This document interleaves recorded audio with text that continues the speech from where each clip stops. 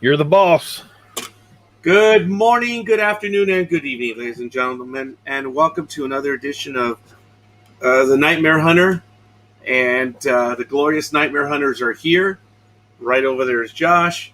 And of course, probably right apropos would be the man, the myth, the one who is, the Tom Clancy of the Ozarks. Right there. What's his name? Oh, D.A. Roberts. Yeah, something like that. Some schmuck. Some schmuck. It's all good. Ladies and gentlemen, thank you for joining us. I'm sorry we started off a little bit late. We're just getting to where we need to be, and we already have our first like, a little bit of love. Forgive me. Little bubblies coming out right now. Forgive me. Oh, boy. I'm really feeling it right now. And, folks, I'm not even on anything of the spirits. But as far as narcotics, if I were pulled over, I'd be in trouble. But that's neither here nor there.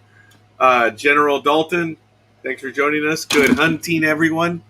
And let's see, we got other likes. Adam Shepard, thank you, Adam. And we're getting a few posts already. So it's an all-tower media stream. So, folks, today is July 5th, 2021. I want to thank you for joining us. Of course, it was America's birthday yesterday. The 245th birthday. What a glorious event. And once again, I don't know if any of you gentlemen saw the Budweiser commercial for Independence Day. Oh, I'm afraid I did not. Oh, my God. It was glorious. It was on my Facebook page. It was President Whitmore all over again. Oh, man. It was absolutely awesome. It's about a 4-minute video. And I wanted to see if I could get it to go today, but I don't know. We're going to experiment something right now, folks.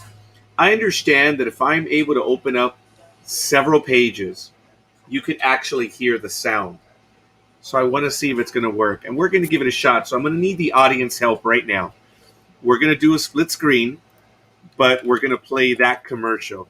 It's the Budweiser Independence Day commercial. It is absolutely awesome. It's only 2 minutes, 13 seconds.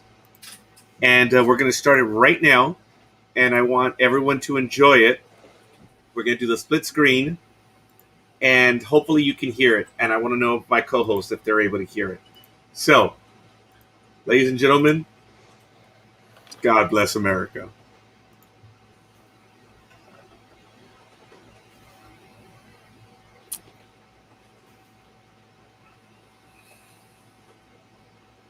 Nope. No audio here.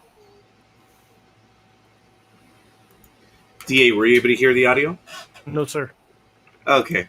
For some reason, thank you, Adam. He can't hear anything either. But anyway, folks, if you get a chance, I'm going to put this one in the chat room. You guys got to check it out. And Patty, thank you, my cousin. Wow, everyone is joining us right now. So it's on my Facebook page. You have to check it out. Gentlemen, go ahead. If you give me just a moment, I can grab it for you, and we can run it on here. Then you should do that, please. That's super secret files right there. I got to close that. Uh-oh. No, it's actually from OneNote where I do quite a bit of stuff. So, Josh, if you could do that, that would be absolutely awesome. My God, the likes are already going up. General, Adam Shepard, Cindy Jean-Pierre, Patty Figueroa Gonzalez, the Noriega family member, my tocayo, Roger Peacock, Thomas Whitney, and, of course, my sibling, Luis Noriega. We're already up to 7 posts, or 7 likes. We appreciate you. We love you. I got to come up with a page so I can keep track of this stuff. Thank you, everybody. Yes. Heck yeah. Definitely. It's July 5th. And we're going to be talking about a lot of stuff. Ooh, I just got a private chat. Awesome. I got a message from D.A. Roberts. And knowing how I feel as I do, you got to be careful what you put in the private chat. I might read it out loud. Oh, there it is. TheNightmareHunter.com. So, folks, obviously we're going to get back to doing what we were doing. There were some things that I wanted to talk about today, but since Aurelio is not here yet, I was kind of hoping to talk about some cryptids over in the Philippines. But we're going to just do a general talk because I don't know if you gentlemen saw it yesterday, but in Idaho for the 4th of July, a meteor exploded similar to what happened in Russia. Did you gentlemen see that one? Tunguska? No. Not quite that big. Not quite that big, but it happened last night, and a lot of people Really? Yeah, it was yesterday on YouTube. It was reported widely, and it was an immense flash. So for us older guys, we love the jokes. I got flashed. That's the closest I'm going to get. Exactly. Patty says, cheers with an 805 gentleman. Absolutely awesome. So, yes, cheers. I haven't served my drink yet. Salanjama. I got my water. I'm going to have to stick with the... oh, this is pulling on me today. Because I'm just not feeling it right now. Landon Forbes says the Philippines have some free... Yes, they do. They do indeed. So I want to ask you for forgiveness. I'm pouring my ginger ale. Gentlemen, I have not tasted Coke soda, I have to clarify that, since at least June 7th. Really? Yeah. I have to. I was told the caffeine is doing... And ladies and gentlemen, I've crossed the 233 barrier. Nice. I got to 232.8 yesterday. Nice. Congrats. The weight loss is accelerating, and maybe in ways that I probably don't want it to. But Josh, were you able to get it right now? Yep, it's it's up right for you in the videos. Oh, it's in the videos? Yeah. God, it's the only way you're going to be able to hear it. I have to hire you on, dude. That would be great. Let me tell you what my working rate is. Yeah, we'll get to that later. All right, ladies and gentlemen, please enjoy this. And since you gentlemen haven't seen it, folks, if you enjoyed Independence Day, this video brought a tear to my eye. Please enjoy. It is so awesome. Good afternoon. In less than a week, we hope to fire up our grills and launch one of the biggest 4th of July celebrations in the history of the United States. The United States. Those words have new meaning for us all today. And whether you drive a pickup or a hybrid, you live in the heartland or on the coast, or whether you pronounce it America or Murica, we're all Americans. Seldom on the same page, but reading from the same book. On holidays, anyway. Perhaps it's fate that this 4th of July, we gotta once again come together to lend a hand to those less fortunate whose fate still lies in the balance. We're fighting for freedom for all, not from alien invaders. From separation. From being cooped up while baking bread and ignoring basic hygiene. The time has come for us to get fresh, gather the crew, and eat veggie and meat burgers till we sweat. And then let's work together towards a future where everyone can come to the party. And should we win the day, the 4th of July will no longer be known as an American holiday, but as the day when the world declared in one voice, we will not go quietly into the night. We will fill the sky with so much light and freedom, this thing will rue the day it ever messed with us. Together, we celebrate our Independence Day.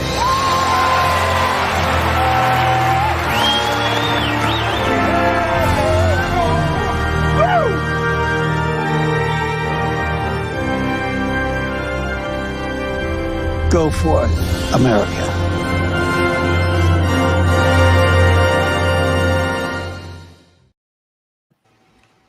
That was quite commercial. Shit. Thanks, Budweiser, for making me cry. I can't hide it. I'm unable to hide it. I'm weeping like a small child right now.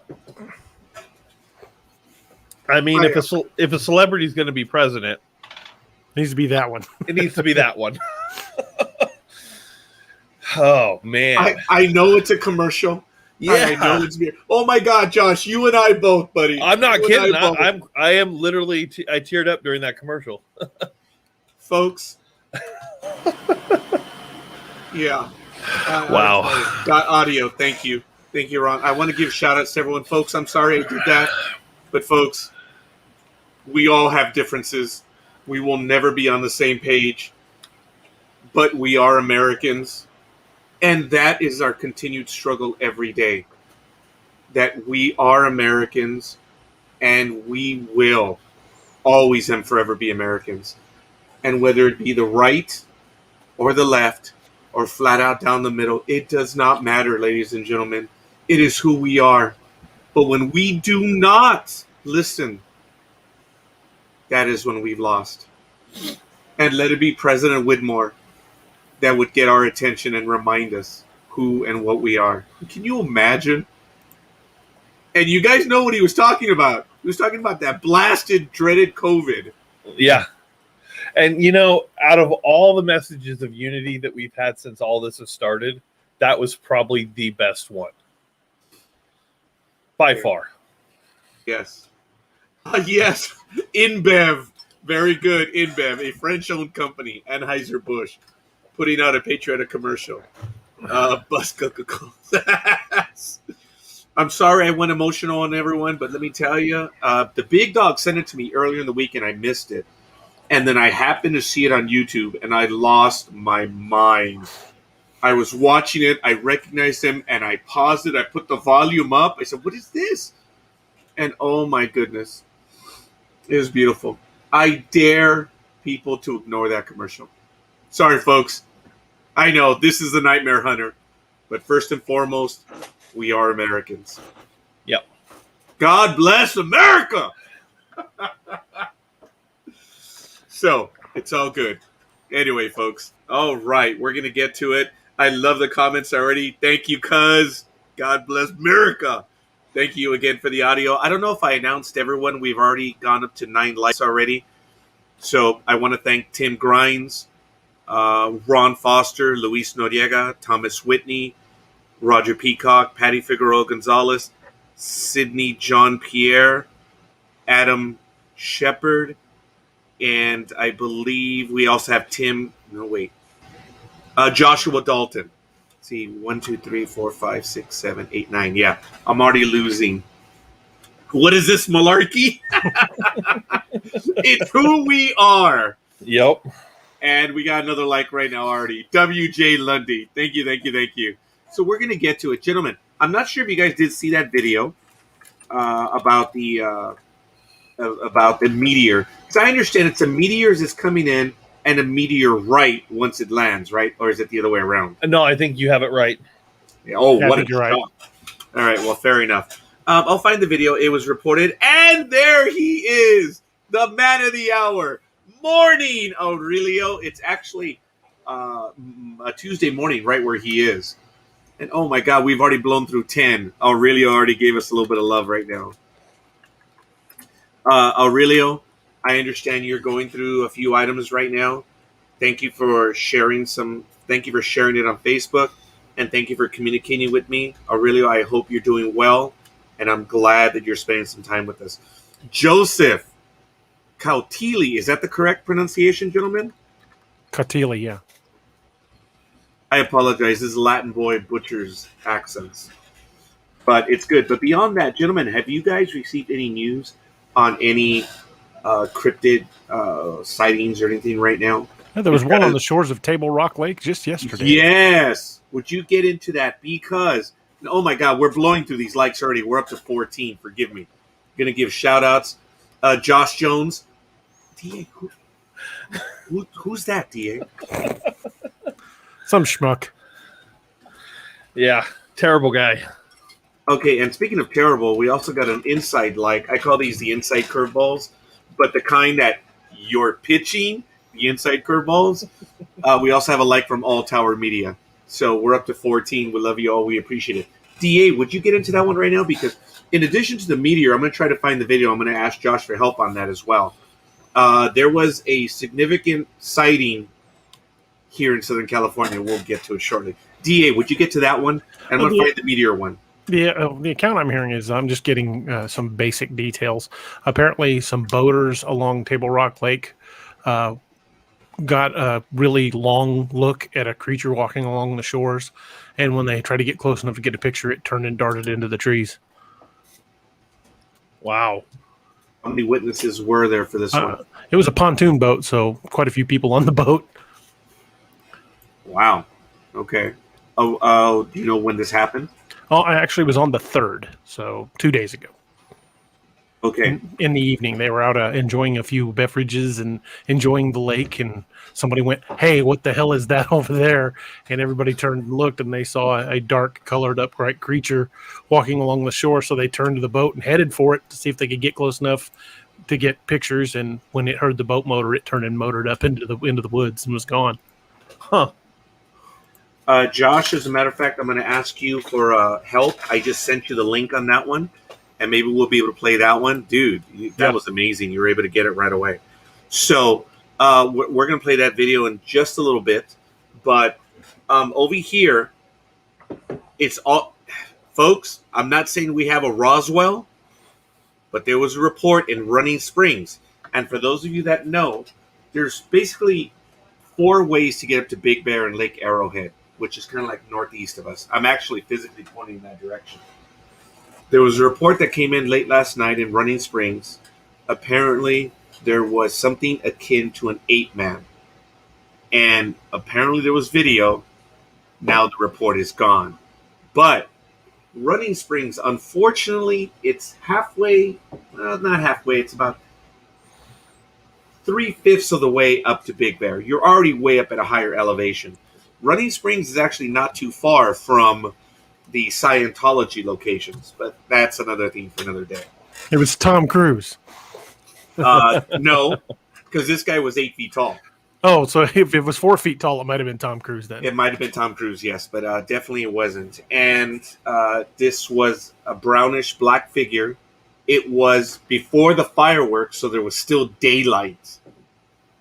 And it was seen within 100 feet of several homes in Running Springs. Nice.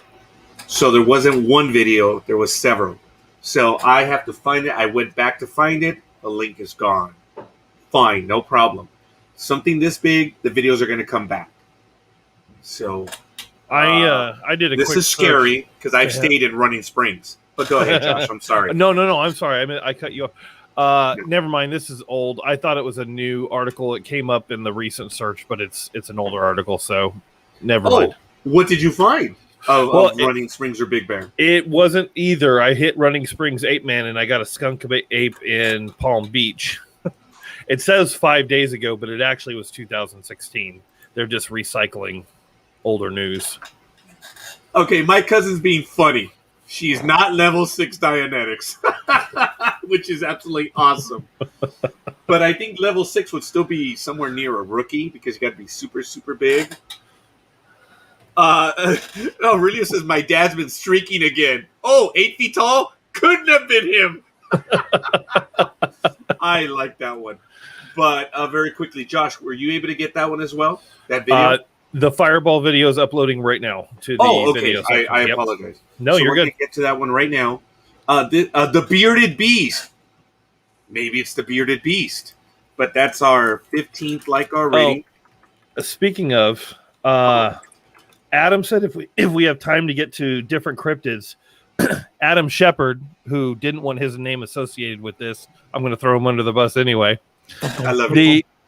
The Hantu Tetek, HANTUTETEK. Oh, were you hoping for DEA or I to bail you out on that one? I don't know what that one is. We went silent. It's from Malaysia.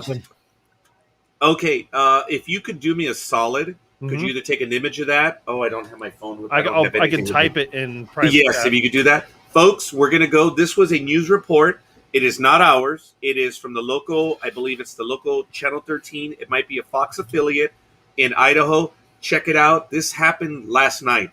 Check out the imagery, folks. It's crazy. All right, we're turning from stuff you asked us to stuff you showed us. Everything you're about to see in this next segment, sent to us, I should say, by you. Either text it to us or post it to our Idaho Weather Watchers Facebook page, which you can join simply by searching Idaho Weather Watchers on Facebook. Let's begin with Jordan, who sent us this video. And if you saw it happen, how many thought, oh, another firework? Or maybe you caught it out of the corner of your eye and thought, lightning? I don't know. Couldn't be a UFO, or could it? like the movie Independence Day, right? No, that was a fireball. You can see a close-up here. A meteor streaking across the Idaho sky Saturday night. Jordan saw this from Eagle, but it was obviously visible from a whole lot of other places. 31 people from all across the Northwest reported seeing the same thing, according to the American Meteor Society. Those 31 reports span across 6 states: Idaho, Montana, Oregon, Washington, Utah, and Wyoming. 24 of those 31 came from Idaho, by the way. Full disclosure, I saw it too, but didn't bother to report it. So maybe the unofficial count is 30. I mean, I'm a news reporter. I saw it too, but I said that I don't care. I do apologize, folks. I did say it was yesterday, but no, he did say it was Saturday night. So I did get that wrong. I apologize. That was awesome. Isn't it crazy? It's not anywhere close to what happened over in Tunguska and I believe Chebylinsk in 2011. I think it was. It's actually been a little while, or maybe 2013, 2014. I don't know. But the one in Chebylinsk was impressive. I got to tell you, there's a lot of activity going on right now. And I want to give a shout out to Eric Ogle. Thank you for joining us. So we are well up to 16, folks. Forgive me, I do need to take a sip of my ginger ale. Canada Dry, no less. Oh, all right. Josh, you found it already as we were looking it up.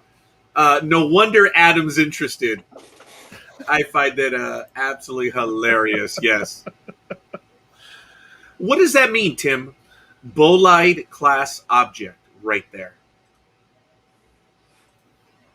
I'm sure he'll take the time to explain it to us. But right now, folks, Hantu Tetek, which is the breast ghost. Oh, that's mean. For someone who was deprived that when he was a child, this is not fair. Gross. It's not good. It's from Malaysian folklore, and some sources claim this to be a type of Balinese witch.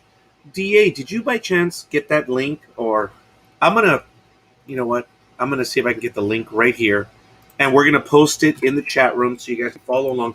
Oh, it's a big meteor. Yes, I get that. I apologize, Tim. I've just posted the link. I have to put a disclaimer. The image may be a bit graphic, so I do apologize. But it is from Malaysian folklore, and some sources claim this to be a type of Balinese witch. Sorry, we are repetitive and redundant. I put a hand-drawn picture in the pictures. It's up to you guys if you want to show it or not. It is go ahead. Hand-drawn. Yes, so go ahead. Technically, it avoids, nudity things. Yeah.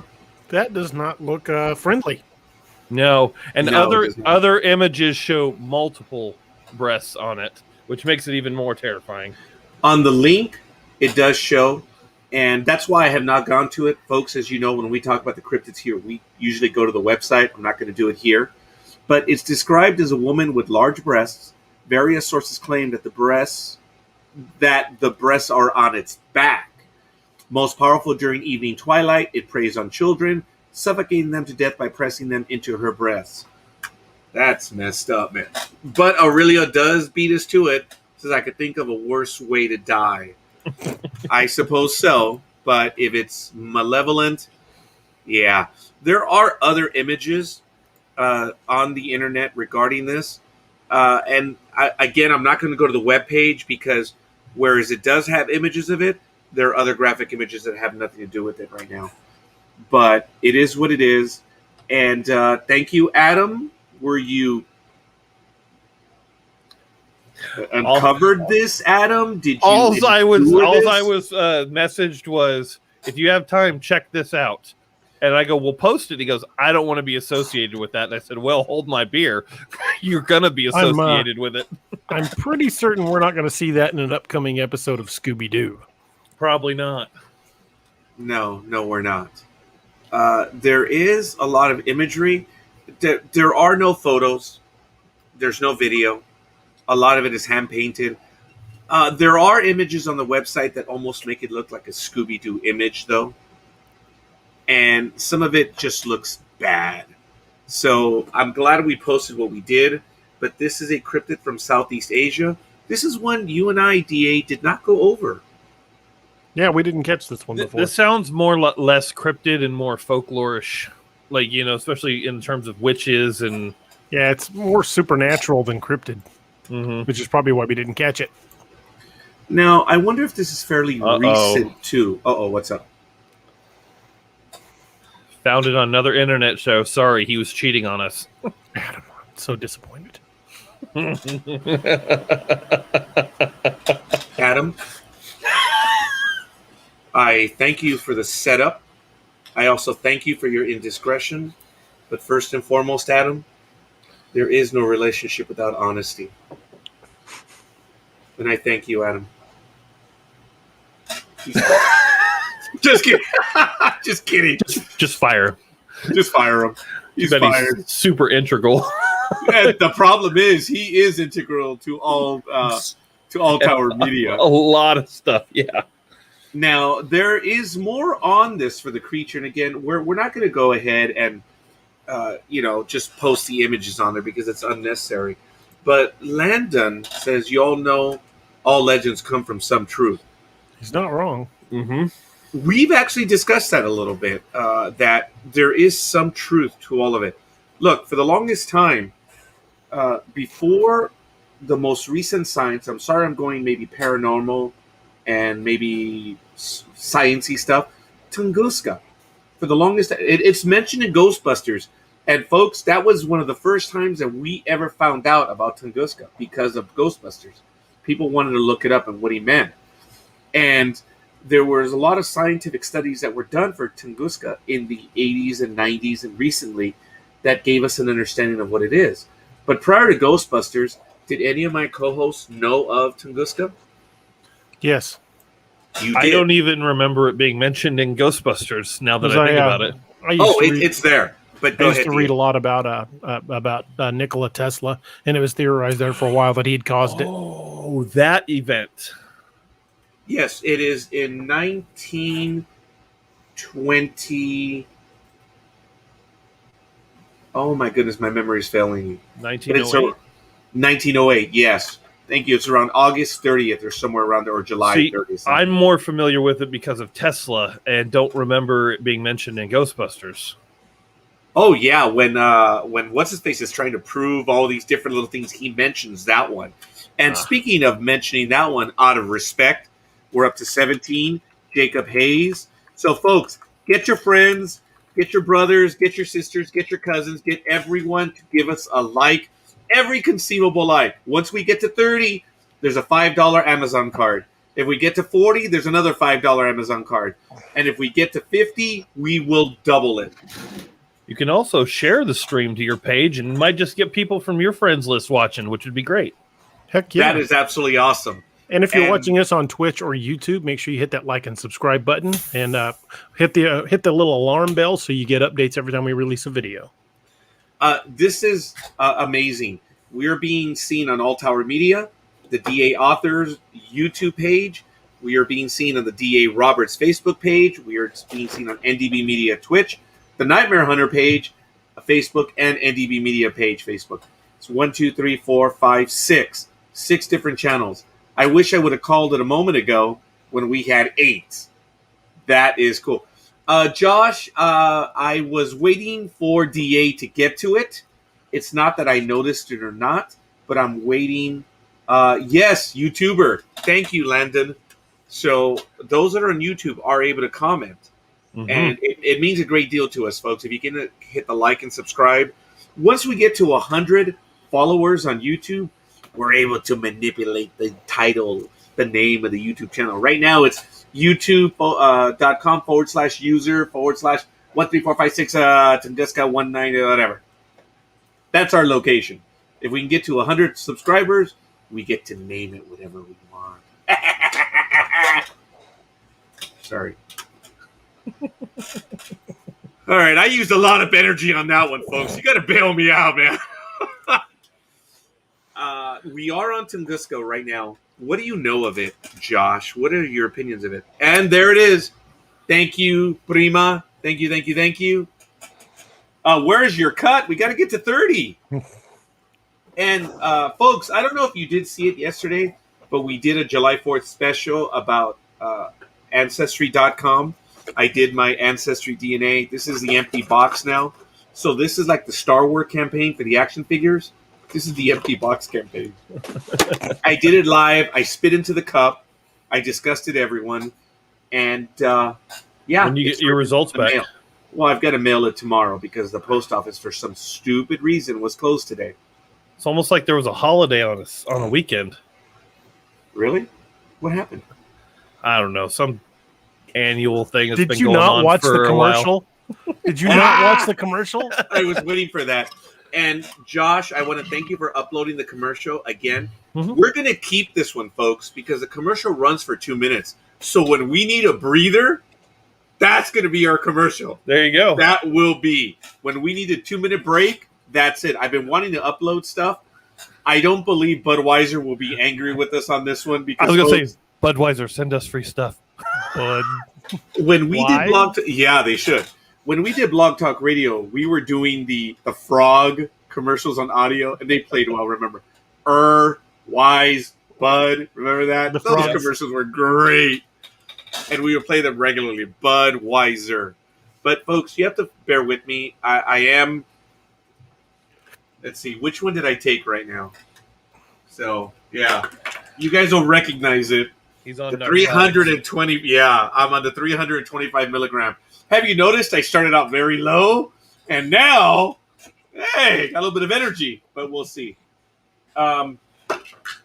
We almost canceled the program. As you know, we started off late. And that was my fault, so I apologize. But we're going and blowing right now. DA, or Josh, going back to Tunguska. What are your understandings of that one? I got to reach into my memory since it's been a while since I've learned about it, but wasn't there rumors that Tesla fired some sort of like death ray Broadcast energy transmitter. I did not know that. Wow. Allegedly, he was giving a demonstration to Commodore Perry when he was making the trans-Arctic submarine journey.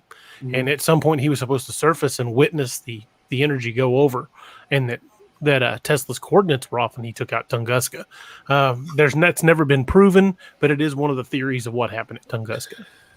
It's never been proven because, oddly, upon his demise, all of his research suddenly became classified. It became classified and got boxed up by, the CIA?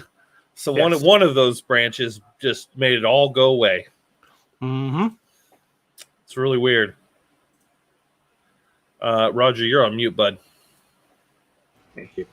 I apologize. Whenever I cough, I have to mute myself. Otherwise, I'm going to drown everyone else. Thank you, Josh, for that. So my vision has gone because I couldn't see the mute button. I just started talking. Anyway. Okay, calm down. Calm down. The Tunguska event, I put a link in the chat room right there. So if you guys want to check it out, I would just recommend you copy and paste it. But evening Rondo. Too bad it wasn't Rondo. But anyway, the Tunguska event, as per Wikipedia, was a massive explosion that occurred near the Podkamenya Tunguska River in Yetsensk Governorate, now the Krasnoyarsk Krai in Russia, on the morning of June 30th. So I was wrong. I said August, maybe July. June 30th, 1908. The explosion over the sparsely populated eastern Siberian taiga flattened an estimated 80 million trees over an area of 2,150 kilometers squared, or for those of us that are in the Western world or America, 830 square miles of forest. And eyewitness reports suggest at least 3 people may have died in the event. The explosion is generally attributed to the airburst. Now here's where the difference is. Of a stony meteoroid about 100 meters or 330 feet in size. Now, in the United States of America, if I'm not mistaken, it's Russia. Prima Russian. It was a meteor, but I believe Russian scientists have said it's a comet that blew up. Oh, wow. So when the comet blew up, that's why they've not been able to find anything of it. Whereas in America, we believe it's a meteor. And it's kind of like, going over to someone's house and sniffing the air and saying, "This smells like dog poo." And the owners are like, "No, it's cat poo, you idiots." Get out of here. You're visiting. What do you know? It's kind of akin to that. Sorry. I didn't mean to be so graphic in that, but I think you guys... But wouldn't that have actually put a crater, not just wiped out the trees? Is there a massive crater there? No, but right. We know where it happened right. based on where the pattern of the trees falling.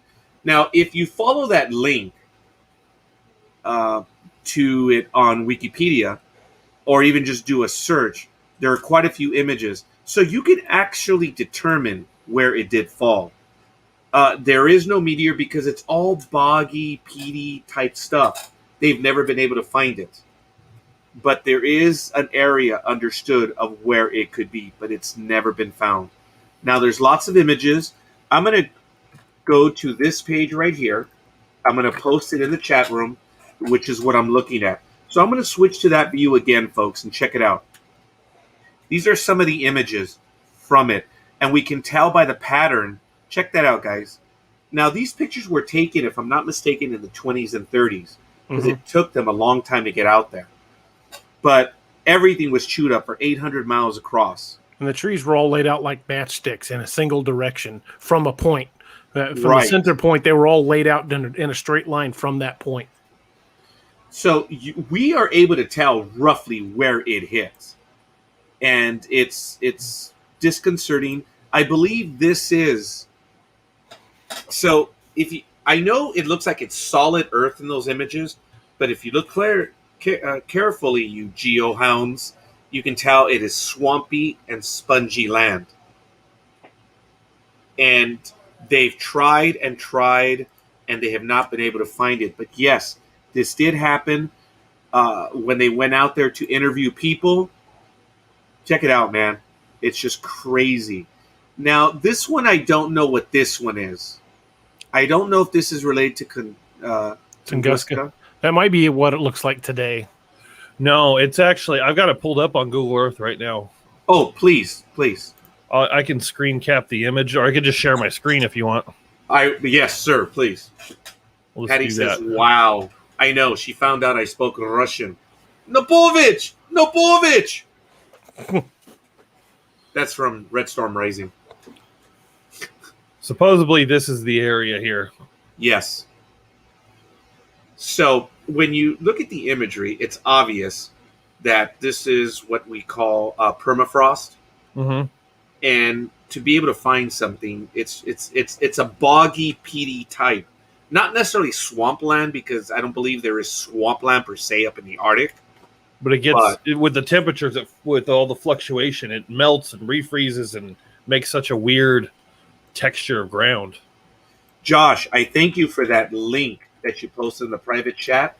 I'm going to go ahead and put that link in there right now so that everyone can check it out. I know it's on the webpage on our screen, but you still send it to us, which is absolutely awesome. Those are the coordinates I was able to hunt down for the event there. Now, there's some imagery. I believe I clicked on one to give you an idea of the blast pattern. And I'm going to go to it on my screen right now. This is what they were able to... So, there it is. I believe you can begin to see the way the trees are falling over. So, they can tell where the focal point was, or the where the airburst was. But it just goes to show you that science knows something happened. We can roughly tell the size of what happened. We can tell the force, but what exactly was, we may never know. And check this one out right there. That gives you an idea of where it is. So this little lake over here is the largest freshwater lake in the world. No, Vladivostok's over here. But no, that's I forget the name of the lake right now. But yeah, it's crazy. So that's where that one hit. And I know we're off topic a little bit, but it may not be off topic because we do talk about the paranormal. We talk about these events, and we talk about a lot of stuff. I didn't think we would be talking Tunguska right now, but lo and behold, the anniversary was just 6 days ago. Nice. We are on topic. We really are. And shockingly. Shockingly. Oh, watch it, DA, but that's okay. Right now, folks, I do want to give another shout out. We're up to 18 now, and that shout out is to Joyce Bevins Harvey. Do you know that person? Yes, DA? I do. Yeah, I thought so. So I think I pronounced it correctly, right? Or was it Harvey? Ooh, silence. Tim says by call. You're going to have to help me out on that one. Lake Baikal. Oh, okay. You know what? I just got a request to go back to that one. Tim Grimes says, go back to the Tunguska map with the red GPS pin. Oh, does he want mine? Yeah, I was going to ask. You talking about Josh or mine? Here's mine. Mine's. Anyway. And they call it a mine. Yes. A mine. Sorry. This is probably off the Mercator map. So you geophiles, get a load of that one. Josh, would you bring yours back up? Absolutely. Oh. Yeah, sorry, DA. I cut you off. So just closely the epicenter is to the total landmass. Yeah. Yeah. It's pretty close to the middle there. Yes. Now, there's another image, which is, I believe, in French. I'm going to show that one as well. This talks about the area that was impacted by it. So this is a more realistic map, but even then, it's I forget what sort of cartography this is. But, yeah, that's a little closer to what it would look like. But even then, it's a flattened image. Notice just how closely the epicenter is to the total landmass. Look at this one. I scrolled up a little bit. There's another pin that says Tunguska meteorite. One moment here. Don't want to show you guys. Lexington 73300. That's an image I've seen before. Yes. This is literally just right up from. This is where the other pin was right here. Mm-hmm. Just right up here is the meteorite. And when you click on the little photos, it actually shows current pictures. Like of dead trees that are still there? That is pretty much close to today. Yeah. Look at that, folks. We're in 2021. Let's do the math, geophiles. That was 113 years ago.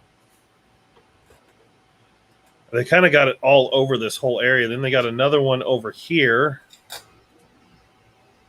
Yeah. It's hard. It won't let you zoom in. See, Russia doesn't let us get high-res images on Google. What is that? I mean, it's not like they're hiding any mobile missile sites or anything. No, not at all. They're completely transparent and forthcoming. You get this close in like American maps, you'll get real good detail, but not over here apparently. Trust but verify. Precisely. You probably have the similar reaction in China. Oh yeah. Matter of fact, there supposedly been areas in certain portions of the globe that Google did catch something and they had to go back and like Photoshop it out. Oh, I did not notice subconsciously. I may have, but my subconscious was asleep. We saw it, but I didn't realize that. Check that out on those images. The root wads of the trees are unearthed on the uphill side. Yeah. I have seen those images before, but again, not my guardian angel. My guardian angel. Everything was pulled inward. Oh, that's interesting. That changes things a lot. That means there was something created a massive vacuum there. Well, we know it was a physics, portal. Uh-huh.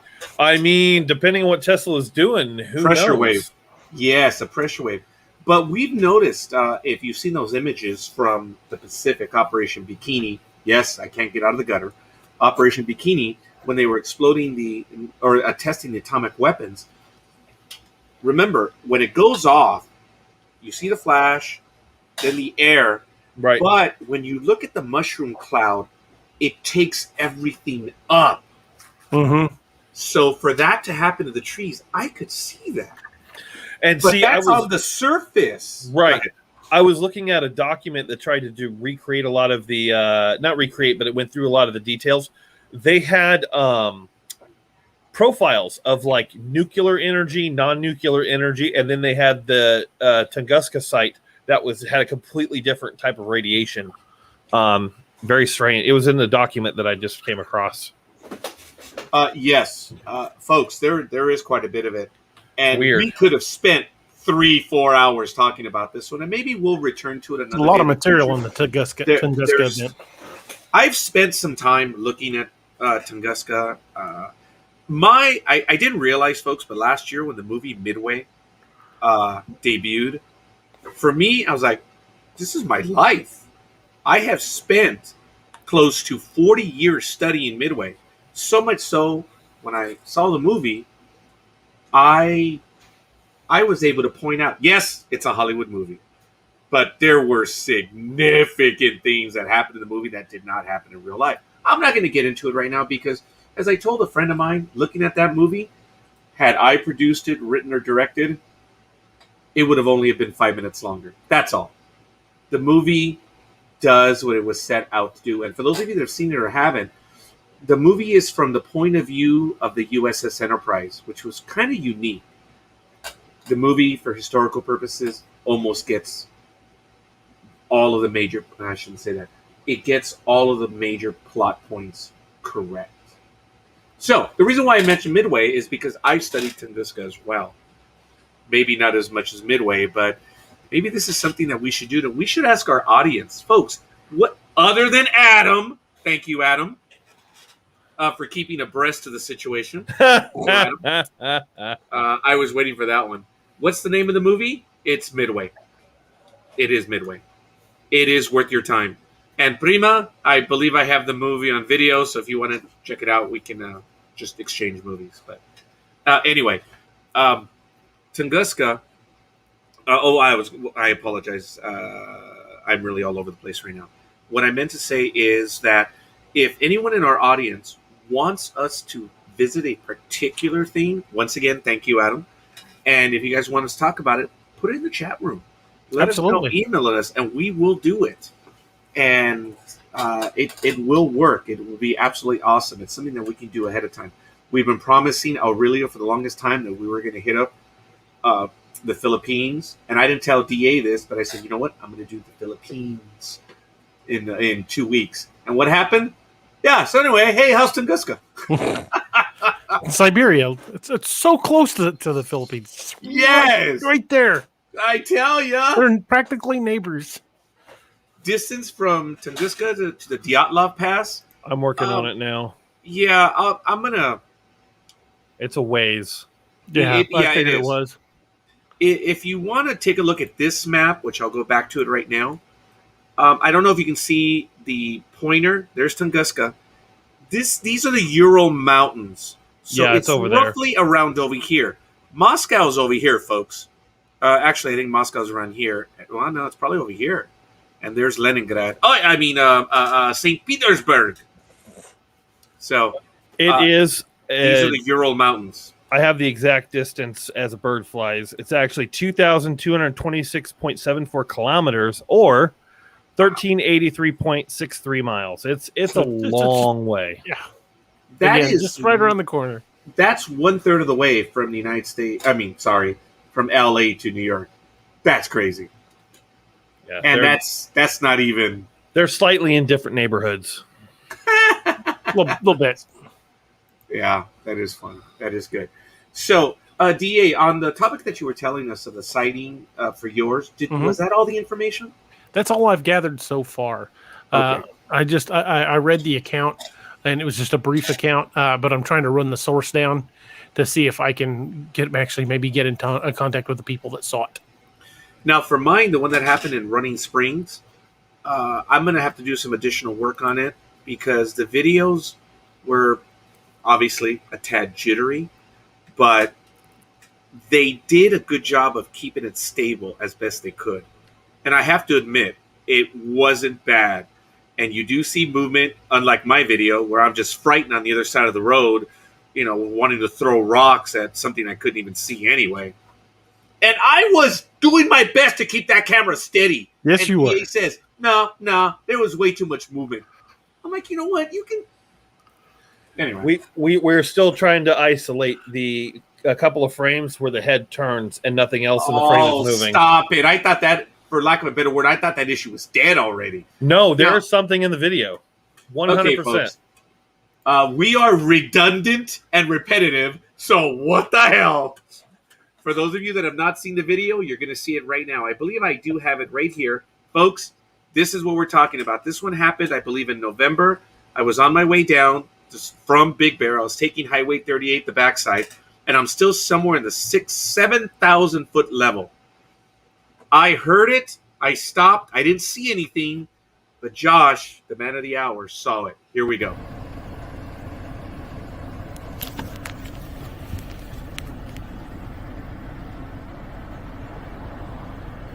How do I get the focus on this?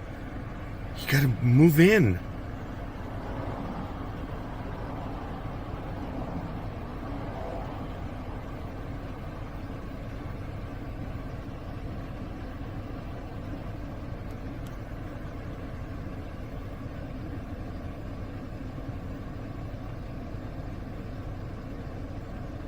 I can't believe I heard it all the way in the car. Dude, I'm somewhere between 7,000 and 6,000. It's not that high. Come on, just move again. Move again. I know you're there.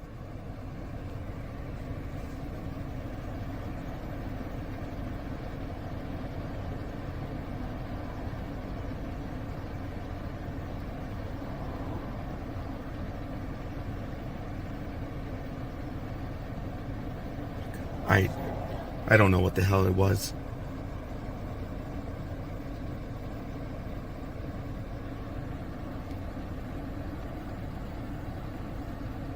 No, you're there.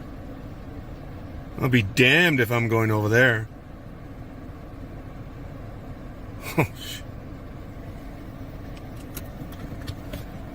Yeah.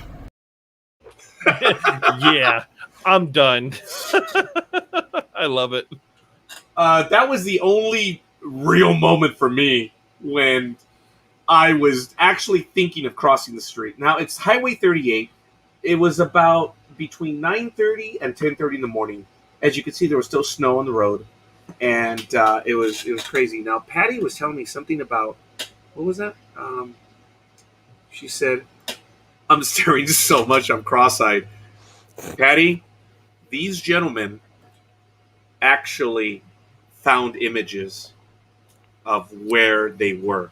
Now, I believe there's either 2 or 3 different quadrants. Josh, some of the stills you took are in brand.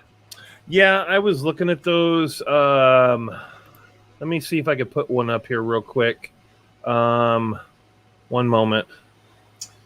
Yeah, this one? I may. Oh, wait, no, sorry, not that one. Que se chinguen, hijos de su madre. No tienen que saber español para esa, hijos de su. All right, that's not the best image here, but it's in this general vicinity here. No, not that one. I know it looks like there's something there on the left, but there's not. That was shadow artifacts. We'll have to wait for the video, but in this area here, we did see something, and it's not even that brown shadow you see in the front. I have to find the better image. Wait a minute. Aren't they right above it, that brown shadow? There it is. It's this right here. Yeah. Yeah. So if you look, this is the brow ridge right here where the red line is. The head is here, then the shoulders, and you can see a bit of a torso. Adam was able to see this portion here with the red brow ridge. The head actually turns independent of everything else in the frame. Just that portion moves. Now, understand that the red line is not the Hollywood red eye. No. It's not a Cylon either. It was done on purpose by Josh and Adam. That was just to highlight where we believe we see a brow ridge, and the white line on the edge is where we would believe we see the body. And there's again, still, I think there were 3 others, but one of them, I believe, it was, we debunked all the other ones. Yeah. Oh, this is the only one that we could verify actually looks like something. Now, that's not to say that there's not something else in the video, This is the only one where we were able to say definitively we feel like there's something there. The rest are... Okay, now here's a funny thing, folks. Forgive me, Josh, for going off topic. Patty, I was talking about taking a road trip, and you on Facebook said, take me! So stop it! You wanted to go. So, Rando is saying that I experienced an encounter as a kid with canine-like creature. Ooh. Okay, so... Nice. We want to hear about that. Yes, we do. If you would like to come on the show, we'd love to have you. If not, contact us through email, and we can tell your story on the air if you'd rather remain anonymous. But if you'd like to come on the show, we would love to have you. We are up to 19 likes. Tony Konopka, thank you. Folks, we're getting close. First of all, folks, I do want to say something, though, and this is way, way off topic. I am stunned by everyone spending time with us, first and foremost, and your comments, the interaction that we have, and the likes and the loves. I love it. Thank you. I know some of my co-hosts are a little unhappy about it, but I know there was a comment about, damn it, he just gets the likes as if nothing.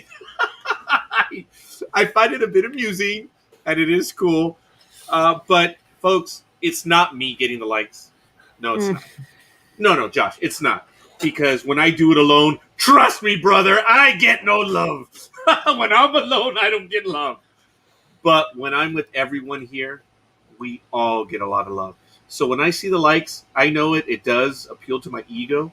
But, folks, it appeals to my ego because we're all here. And it means a great deal that all of you are with us. So I tell you that in truth, because I still pinch myself all the time about all those things. Josh, take ownership of all the likes. Oh, hell no! That's not the way it works. It's not the way it works. No. Hey, Prima, you're the one that has Noriega in your name.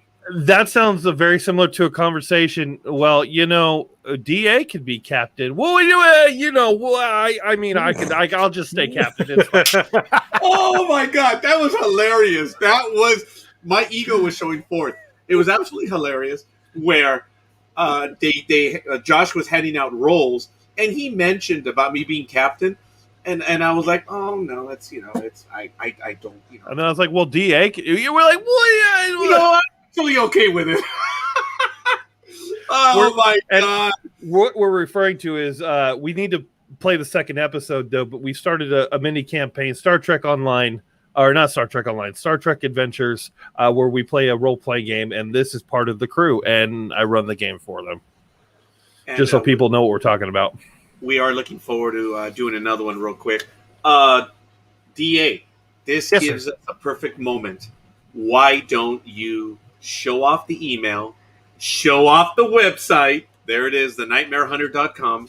And DA, may I proudly have you introduce everyone to that thing. And I'm not pointing to Josh, but just over that thing over on the other side. This is the new official duck out of the way. Official logo of the Nightmare Hunter, and that is Roger's profile with the Kolchak hat. We took a photo of Roger and superimposed the hat, and so that is actually Roger sitting at a typewriter. The Nightmare Hunter is live now. That is the blog that Roger details cryptid encounters on, Sure. and it actually talks about the history of the show, and there'll be a lot of things will be appearing on the blog and on the channel.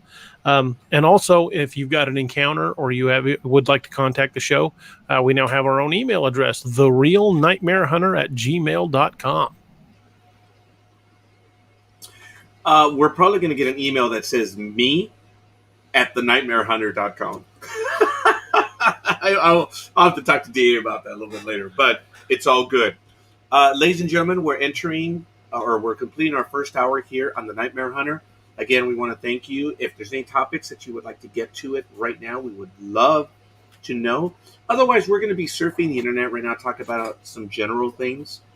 But we'd love to hear your stories. If you want to join us, you guys know what to do. Come on. It's not that difficult. So it's all good in the hood, so they say.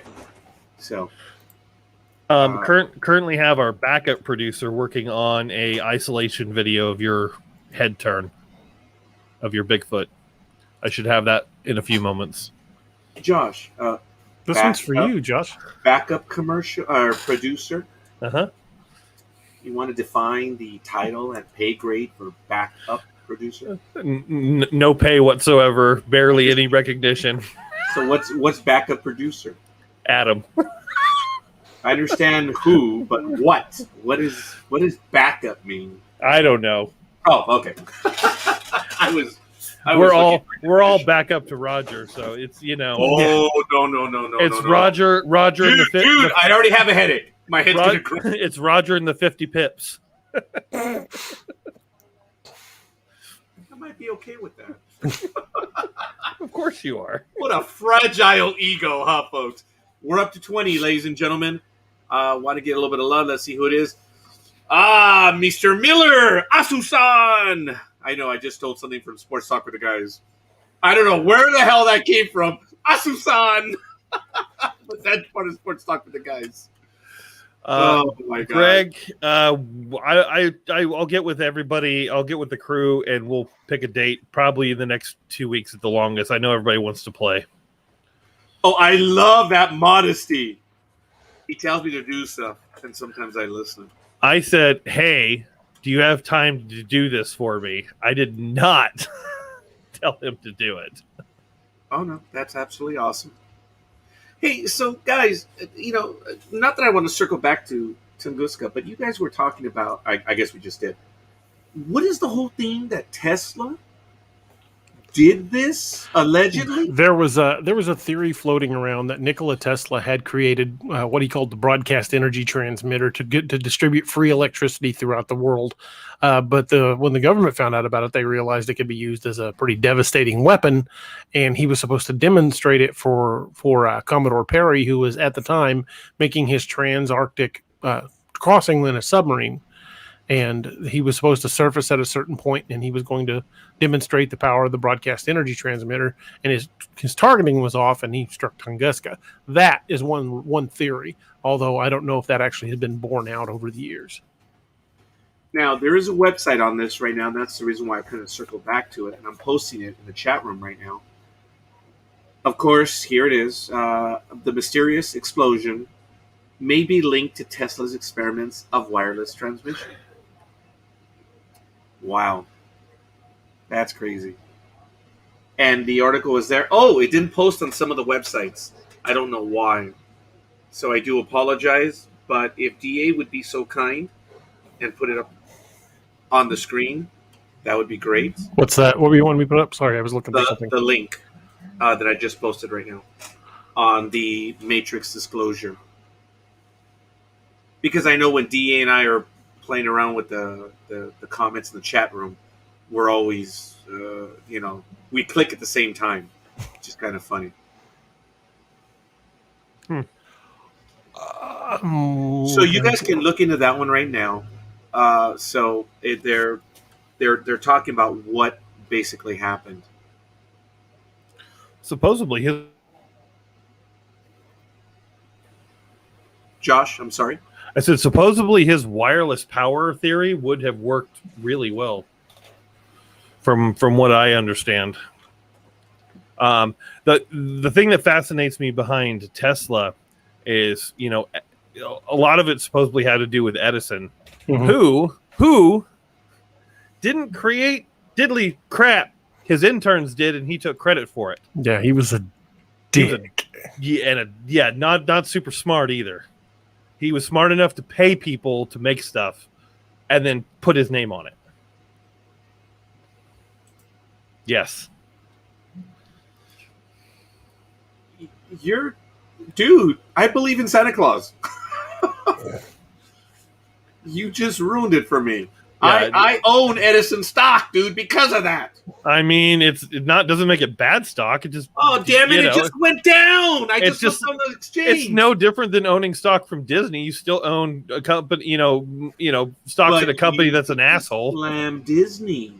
You slammed Tesla. Well, Walt Disney was supposedly super racist and kind of a jerk. So Sure. Actually, my brother, who worked at Disneyland, who's now retired, he'll tell you why they point with 3 fingers. So I'm going to save it. Hopefully, my brother is still Middle watching. one would be too obvious. I'm sorry? So, because the middle finger would be too obvious. Well, I always say reading between the lines, but what do I know? I understand that in some cultures, pointing is rude. And that's why they didn't use 1 finger. And then because he smoked, they said probably wouldn't be appropriate. So when they direct people, when they direct people, I'm just like, I'm paying. I'm going where I want. So, but anyway. you're not my dad. I'll find the bathrooms on my own. I'm waiting for Disney security to show up so I could be accosted by a man with a mouse badge. I am waiting for that. At my hero, Gabriel Iglesias, did make that very clear to me. So, on the link, you guys can check it out and see where they're talking about this. Now, folks, what about the HARP facility up in Alaska? Allegedly, that's shut down now. Allegedly. Gee, DA, what is that facility that we're talking about that is still blacked out on Google? Mm-hmm. It's supposedly a facility that was used to control weather, among other things. High frequency active auroral research program. And I mean, it kind of gives the name away. I mean, the purpose in the name. I put a link in there where you can go to the University of Alaska Fairbanks. Apparently, it's on their website, as Josh said. The High Frequency Active Auroral Research Program, or HARP, is a scientific endeavor aimed at studying the properties and behavior of the ionosphere.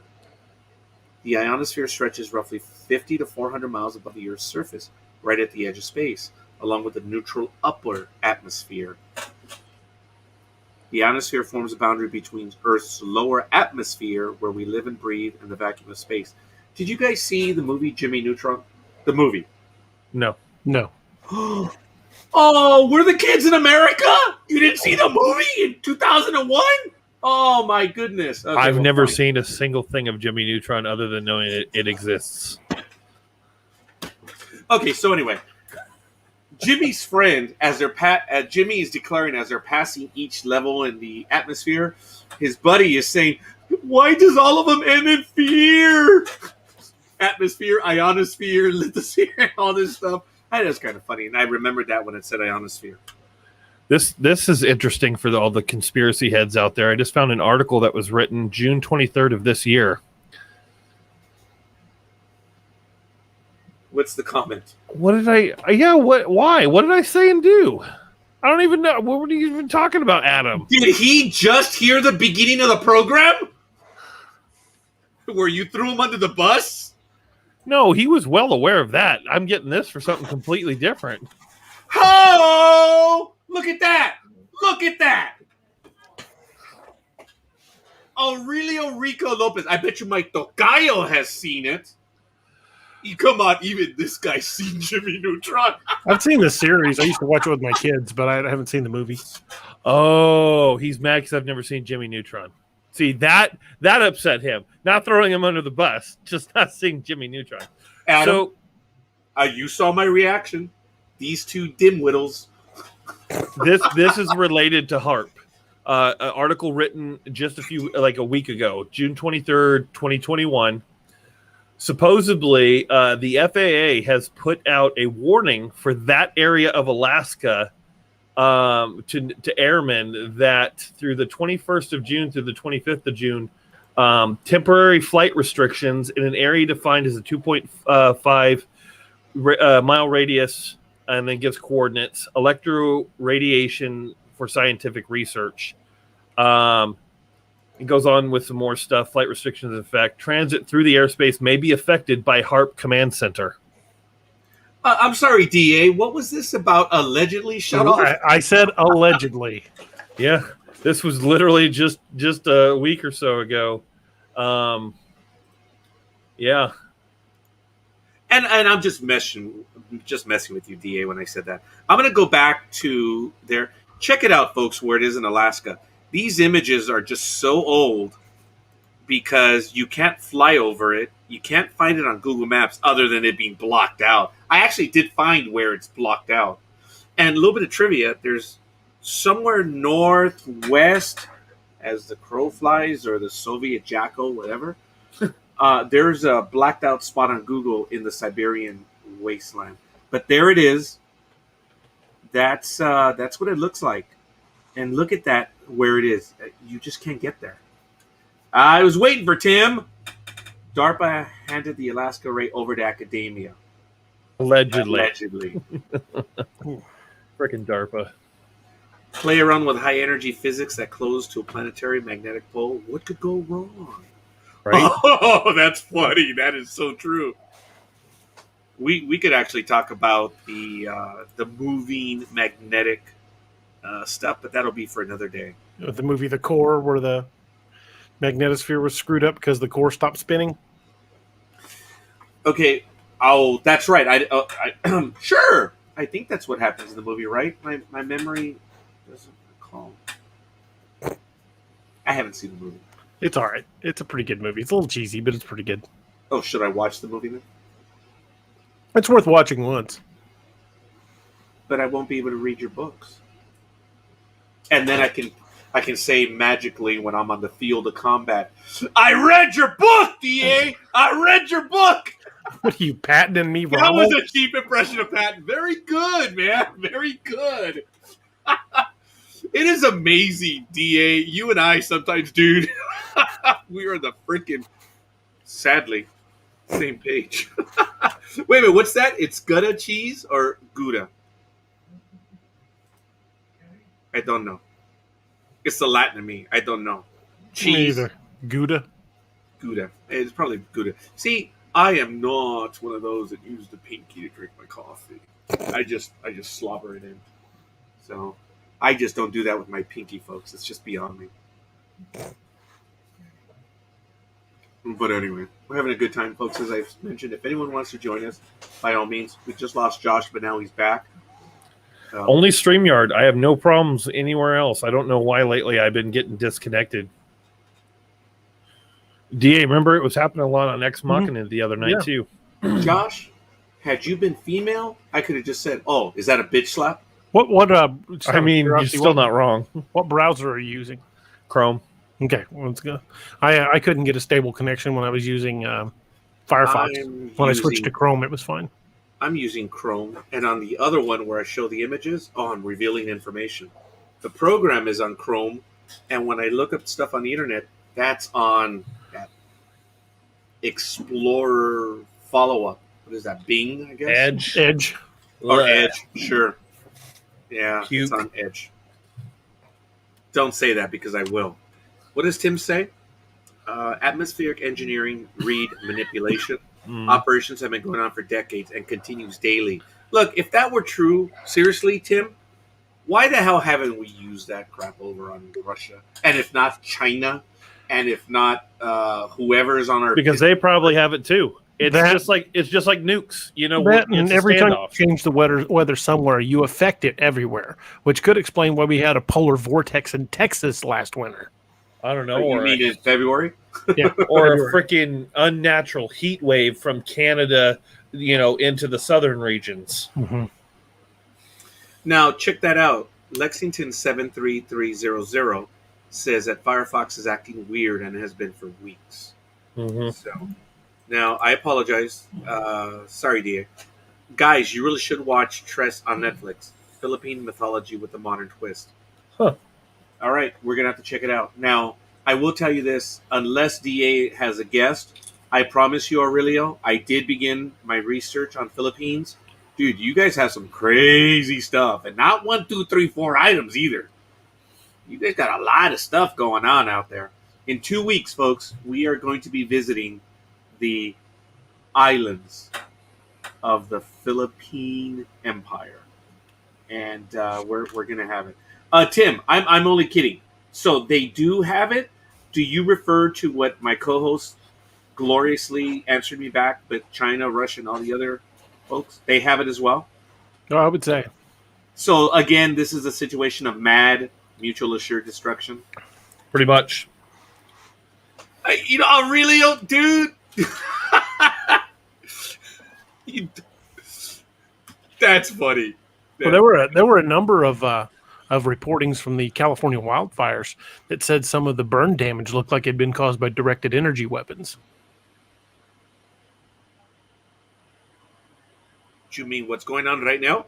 Well, earlier in the year, the wildfires. Okay, You're probably referring to the ones that like you had mass exodus from their homes. That was about a year and a half ago. It's right before COVID, wasn't it? Yeah, right before COVID. Well, it was 12 months ago. Was it 12 months ago? It was about the same time. It was right now. We don't really have too many fires in April and May, just because we don't. Right. But we can and do, but it's right now we're in that season. It's sad that California is becoming more known for its wildfires than it is for its earthquakes. Before, I remember when I was younger, they'd be like, California, isn't that? Did you feel earthquakes? And now it's like, oh, California is just on fire. That's normal. Being from out here, that's what I hear because I tell people I'm from California. And I just remember when I was younger, it was always about the earthquakes. And now it's just always, oh, it's on fire. It's always on fire. That's what it's known for now outside. They don't even care about the earthquakes anymore. Okay, so if they're doing this to us, Tim, we're just allowing it to happen? We're not sure who did it. Whether it was our own government or foreign powers. Okay, all right. Forgive me. I'm going back to the bridge, and I think that's what Josh probably envisioned. I'm going back into command. If I'm over at NMCC, and for those of you that are in the military, you know what I'm talking about, I'm probably not going to be at NMCC, but I'm probably going to be in the Situation Room. First thing I'm going to say is, all right, you little bastards, did we do it? I'll have your ass. No, what I pictured is Roger pushing the button on his weapon and hitting a disco ball and said, you know what? We don't know who did it. We'll just hit them all. Well, I was alluding to that, but it doesn't work that way where I can just push a button. And I actually got into this with an engineer, someone who I respect clearly. And I believe it was Flight 800 that was its engine blew up or the tail separated off the coast of Long Island. There was a military, I don't know if it was a cruiser or a destroyer that was in the area and was on maneuvers. And he so brashly said, oh, maybe it could have just been a situation of, oops. And I turned to him and I said, for being an engineer, it surprises me the inherent stupidity that you have. Don't you guys build buildings with numerous redundancies? Which, me asking that question is rather redundant. But anyway, it doesn't happen that way in the military, folks, where you just push a button and it fires. There are numerous safety protocols. Mm-hmm. I mean, DA, if you're in a tank, can you just load up and fire? No, not really. There are protocols in place. And Josh, you were in the Coast Guard. Oh yeah, like the Sea Whiz or any of like the big guns on the side had to have multiple gunner operators involved. The bridge had to be involved. The targeting systems. It's not just a jump in and here we go. Get her done, shoot it up. Yeah, no, there were a lot of security systems in place. Oh, okay, fair enough, Tim. I get this. But to my situation, again, if I'm there, I'm like, you bastards better not F with me right now. I'll have your asses. Did we do it? They say no. Who did it? Well, we think it's one of three. Oh, shit, our economy's going to hell. We got to put people to work. Give me some coordinates. No one has to know. And we just take out their alleged sites. That's what you do. I'm not saying I am W and I want to take preemptive action, but if they have it and we know where it is, well, F it. Take it out. Might makes right. I mean... Oh, here we go. Okay, all right. Starting to sound like a Klingon captain now. I live on the frontier, pal. I live in a colonial world that had to deal with pirates and had to deal with brigands.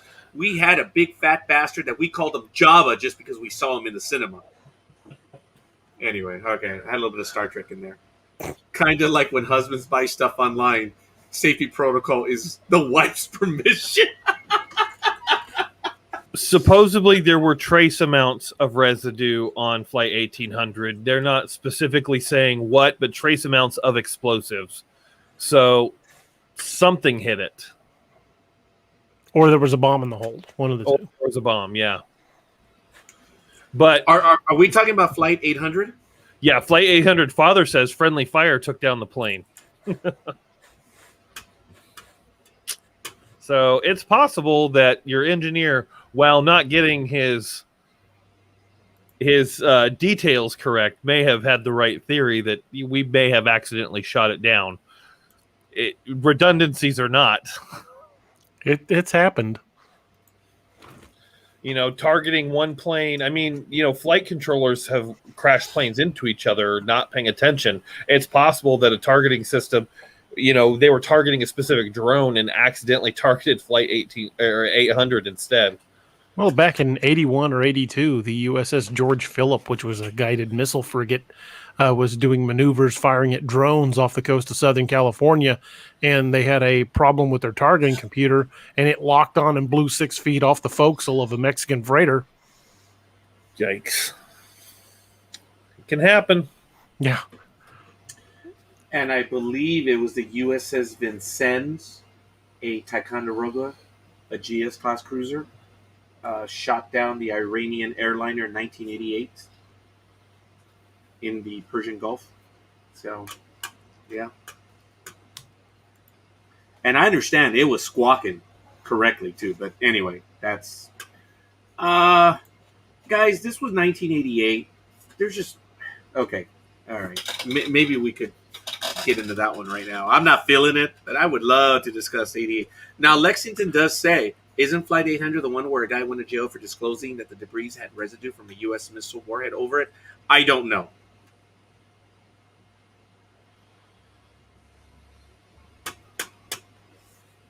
Okay. So, I don't know, Lexington, about that one. And, yeah.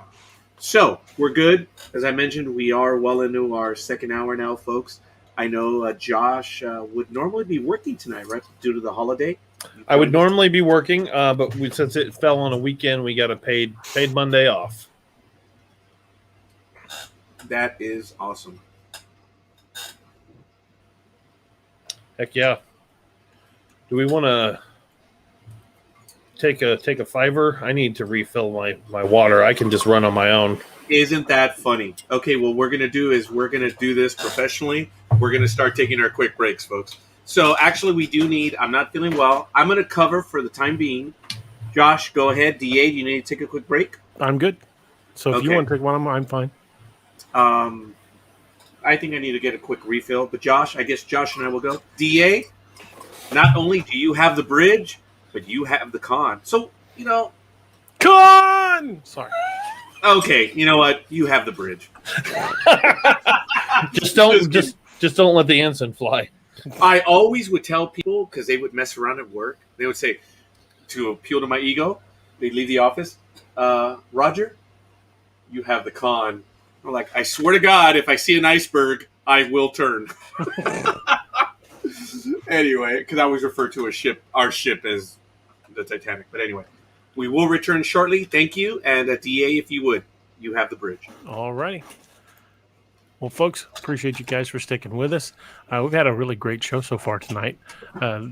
The boys are heading into tinfoil hat territory if we're going to continue with the missiles and everything else. But that's just part of it. I mean, we're looking for the truth in everything we can possibly find, and we're branching from just cryptids to UFOs and all other subjects that we can hit. And it's a part of the process of the Nightmare Hunter. The website now is up, thenightmarehunter.com. I hope you guys check that out. It's brand new. It's rebuilt, but that's a long story. But it's brand new now. And we now have the email contact where you can reach us. You can reach us at therealnightmarehunter@gmail.com, or you can reach me at DARoberts@DARoberts.net. And the Nightmare Hunter website will be featuring not only accounts that we've read on the air, but incidents that we find locally. Roger's personal blog on cryptids and encounters that he's had. So basically, we're looking at the blog version of what this show was intended to do, was to bring you all the cryptid information that we've been able to locate. We'll talk about sightings, legends. We'll do bios of some of the creatures. So look for a lot of activity on the Nightmare Hunter website, and when that should be, well, there's already there's already a little bit up, so you guys check that out. It went really quiet all of a sudden. And I hope you guys check out and like our Nightmare Hunter logo. And that's courtesy of Adam, Adam Shepard. Adam did an amazing job on that. Josh roughed it out. And we're pretty happy with that design. That's also going to be part of the design that goes on the books. So we should be seeing that in a lot of the formats as well. It'll actually be on the website. It'll be on the books. It'll be pretty much in everything we do. Rando says, sorry, DA, just finished the email. No rush. Just whenever you want to get that to us. And we appreciate you sending that to us. If it's something you want to discuss on the air, we're happy to do that. If you want one of us to read the account on the air, we're happy to do that as well. Adam says, Josh did 99% of the work. I just cleaned it up and added the text and glasses. Well, it looks really great. Wait a minute. So you didn't even use my glasses?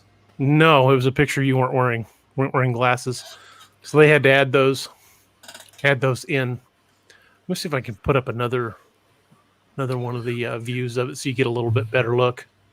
They went on break and you're giving largely a commercial, yes. Well, what I was thinking of doing is playing that Budweiser commercial, and since Josh was able to get that to go for us, I don't know how to do that. I have no idea how to upload an image like that, and he did both. I'll show you how to do it. It's super easy, barely an inconvenience. Barely an inconvenience. Well, folks, we are back. I want to thank you. DA, may I have the image? Which one? The one that you are just showing right now, because I would love to change my profile pic. And obviously, we have to put it on the Facebook page as well and stuff like that. Yeah, I will send those to you right now, Raj. You may have sent them to me, but being being out of commission for a little bit, I may have missed it. Sorry, that might have been a Freudian slip, folks. I apologize, but thank you, Josh. Oh, by the way, I've kidded around with Josh over the episodes. I felt like I've known you for years. It does seem that way, but I was joking with Josh the other day that he was the only one that caught it. As you guys know, if I'm on a program and there's more than 3, 4, 5, I love disappearing in the background. And sometimes I get in there where I just am acting like a mischievous little kid. And I will not forget that there was about 6 of us on air, and Josh and I happened to be on opposite ends. We were either on the bottom or on the top, doesn't matter. And somehow we did something, and I looked over at Josh, or I forget which direction I looked over, and he answered me back. He waved back. And I thought it was kind of funny because he was obviously watching the screen. And then one time we were like right next to each other, and we both got the inspiration to do the high five. Yeah. There we go. The high five. And we did it. And then the next time we did it, we both launched at each other like we missed. And I couldn't believe it. He didn't say it in a bad. I didn't. And I don't know if anyone even saw it, but Josh and I were dying laughing because the conversation was somewhere else. And that's why I appreciate the fact that whenever I feel a little like, kind of mussed around a little bit, I always just send it over to Josh. Or if I'm up here in the corner, Josh is down there, I'll point down to him, and he's pointed back. It's really funny, and I appreciate that, Josh. And I think that's some of the dynamic that we have. And it's really awesome because I think, it's real. I just find it funny that Josh is always in that little mood. He's always in the mood to mess around a little bit, which I really appreciate. I like having fun when we're on. I had a little bit of incredible joy yesterday. I was watching Crónicas. Oh my God, the gentleman. He, as I mentioned, DA. Remember we were doing a program and Eduardo, the big time former anchor on Channel 34, Oh, yeah. liked the page, and I lost my blank on air. Yeah. Okay, it's Crónicas Quesada, the Quesada Chronicles, and he's on every Sunday night at 6. So I don't always see him because I'm prepping for the program. So I saw him yesterday, and I always watch the program. And I used to be on with him on Blog Talk Radio about long time ago, 7-8 years ago. I helped them get their start and have a tiny connection. Well, he invited me on the program as a lark yesterday, and I lost my shite again. And I went on, and I'm like, wow, I'm on, and it was really awesome. And I put it on my Facebook page. Oh my God! I'm online with. I mean, guys, in the Latin world, this is like the Walter Cronkite of the Latin world. He was on air for 28 years at 6 p.m. Monday through Friday. This is the guy that told us what was going on in the world, and he's retired now. And I've spent time on the radio with him, and now on video. Oh my God! That's awesome. Yeah, I lost my stuff yesterday, so I apologize. I suffer from hero worship too. That happens. So, there, my cousin's like, here we go with the quesadilla again. No, it's Eduardo Quesada, mujer. You still don't know who he is? Woman, you're not that much younger than I am, okay? I'm not going to sell you out. But he was on Channel 34 for 25 of 28 years. I remember when Telemundo got him for 3 years. Oh, that was odd. But, hey, good for him. Good for him. That's why he went, and they brought him back. They realized they messed up big time when he went to Telemundo. But anyway, let's see. Does Roger need a cig? Okay, I need you to clarify that. Oh, yes. I do. Yeah. You guys like my T-shirt? Very nice. That's no moon. No, it's my happy place. I got that. I should have the other one, but I guess I'm going to have to make up a T-shirt now with this. But I am going to change my profile now, and I'm going to put the Nightmare Hunter. I'm going to remove Kolchak, and I'm going to place it on my page. And Michael Day says, and you are drinking again. Like an idiot, when I did the Ancestry.com, I had to go 30 minutes without drinking anything. Well, like a bonehead, when I started the countdown, I drank something. So I had to wait 30 minutes to do the Ancestry, which it was okay. It went by kind of fast. So yes, Michael, I am drinking again, but it's ginger ale. So folks, I'm going to post a few images. Or DA, did you upload those? To your, I sent them to your messenger. Yeah, I have them. But did you upload them here to the? I believe Not all are. of them, but Actually, I uploaded no, a couple you of did them. not. If you could, under the logo, it'd be kind of cool to have several of them. And then that way we could ask the audience, because I am fumbling through the controls, and I apologize, gentlemen. I'm asking for help. Be sorry. So. A couple of them are transparent, so Hey, watch your language. They may not see all of the details, but We don't have the what we got. 5-second bleep here, DA. Watch your language, dude. I don't know. That transparent white one kind of popped. Hey! Watch, gentlemen. We might get booted off YouTube. Fuck YouTube. There's the black background. That's the white background. And that's white with a clear background, and black with a clear background. The black you can't hardly see. No, the white one kind of pops though. It does. Now that's interesting because you can see through the images. Notice that? It's transparent background. Hence the word Watch your transparent. language. Oh, is that what that means?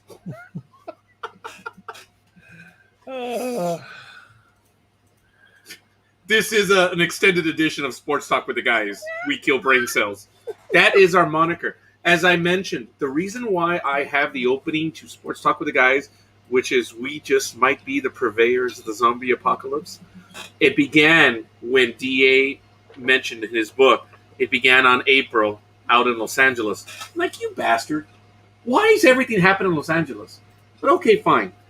And I took that. Oh, I know. Facebook is getting squirrely about language again, too. You know, just an opinion, but I think NDB Media needs a merch store too.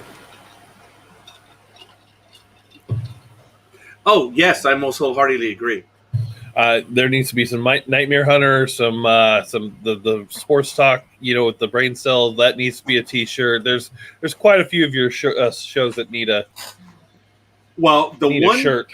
I think the one that it would be STWTG, sports talk with the guys. Right. Apron stringers. That is one of our lines. I know a lot of people are like, what the hell is that? Apron stringers.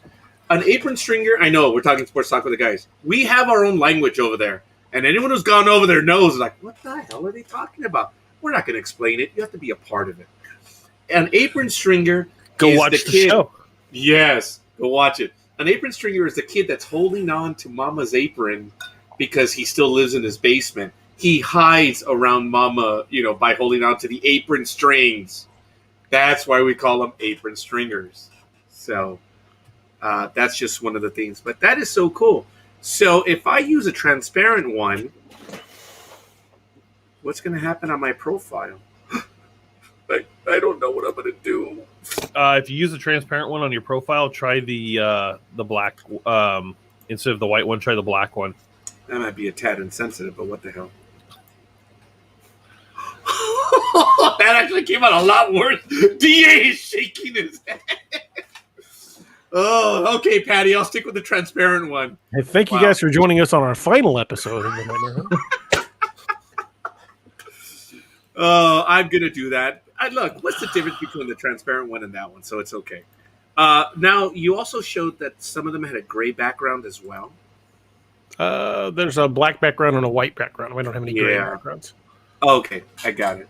Fair enough. Well, I'm going to save this one right now, and I'm actually going to upload it. I'm going to change my profile to that one, which is really, really cool. Looks great. You know that they opened a UFO research lab in Fukushima?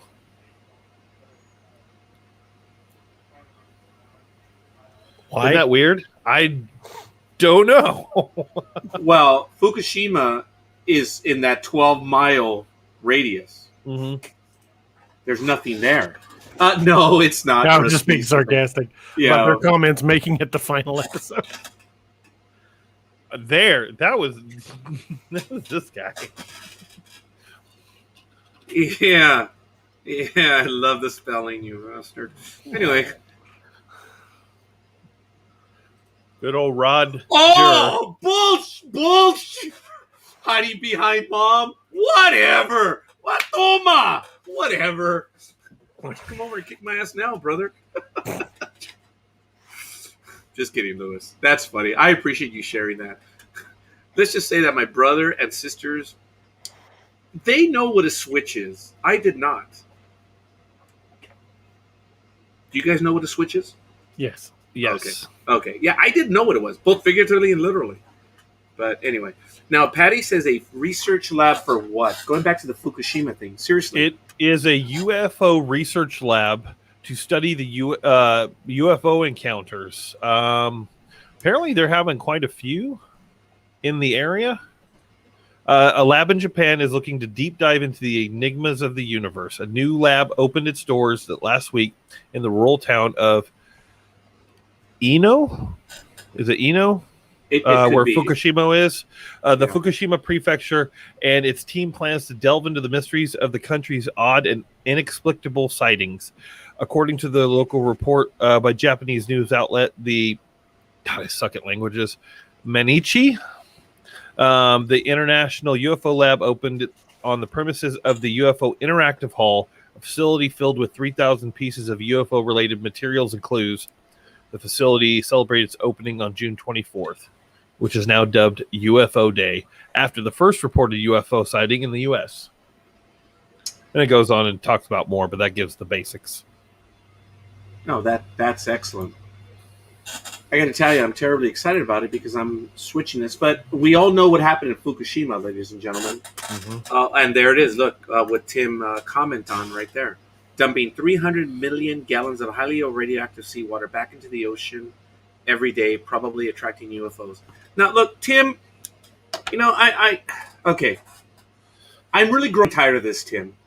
And I've seen your comments over and over. And, I've had it, dude. You know it's only 295 million gallons. I am. You make us look bad, Tim. This exaggeration is out of control. I know. Did you see the look of fear on Josh and DA's face? I was like, "Where's it going with this?" I'm not this is sure. probably not going to end well. Did the drugs finally get to him? Oh yeah, they did. Oh my God, the look on their faces was priceless. Common Core math rusher. Tim, Oh man, my brother, thank you, Tim.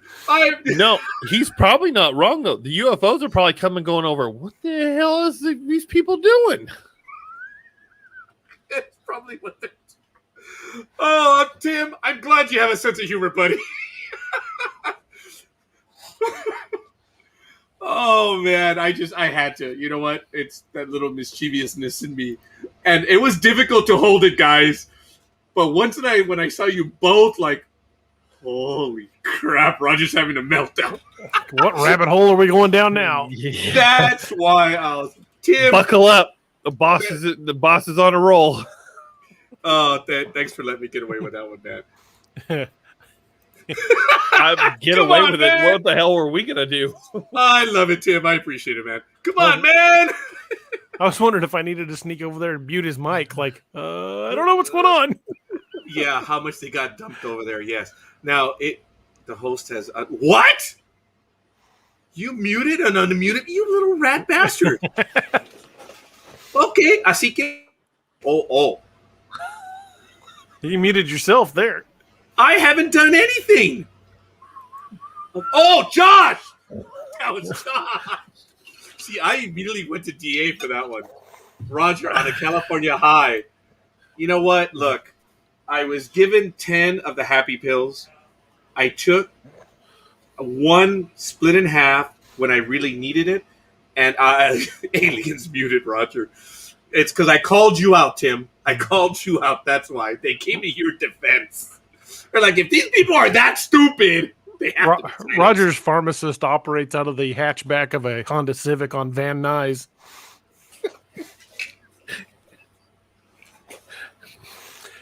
Pharmacist. I don't know. Yeah, say that again with that little lisp. Why don't you? Pharmacist. That's funny. Amateur pharmacologist. Yeah. I actually did take half of one right now because I wasn't feeling it today. It was just not a good day. So, and when I started the program, you could tell it was not there. These guys are like, why don't we just cancel? Like, no, let's press on. And then if you watch the episode in the beginning, you can tell when it kicked in. You could clearly tell. Hell, I felt it kick in. But anyway, I do appreciate these images. This is cool. Oh, here we go. Getting some private messages. Am I being reprimanded? Nope. Reprimanded. Am I being remanded? Oh, if DA shakes his head at me when I use a word, I know I've crossed the line. I didn't say... What was that swear word again? Transparent? I didn't say that. I'm just grabbing a few things that may be relevant. That's all. I am throwing them in the private chat. Because I'm so off topic right now. No, I just... Gosh, keep him on mute, please. Oh. Man, showing the family love.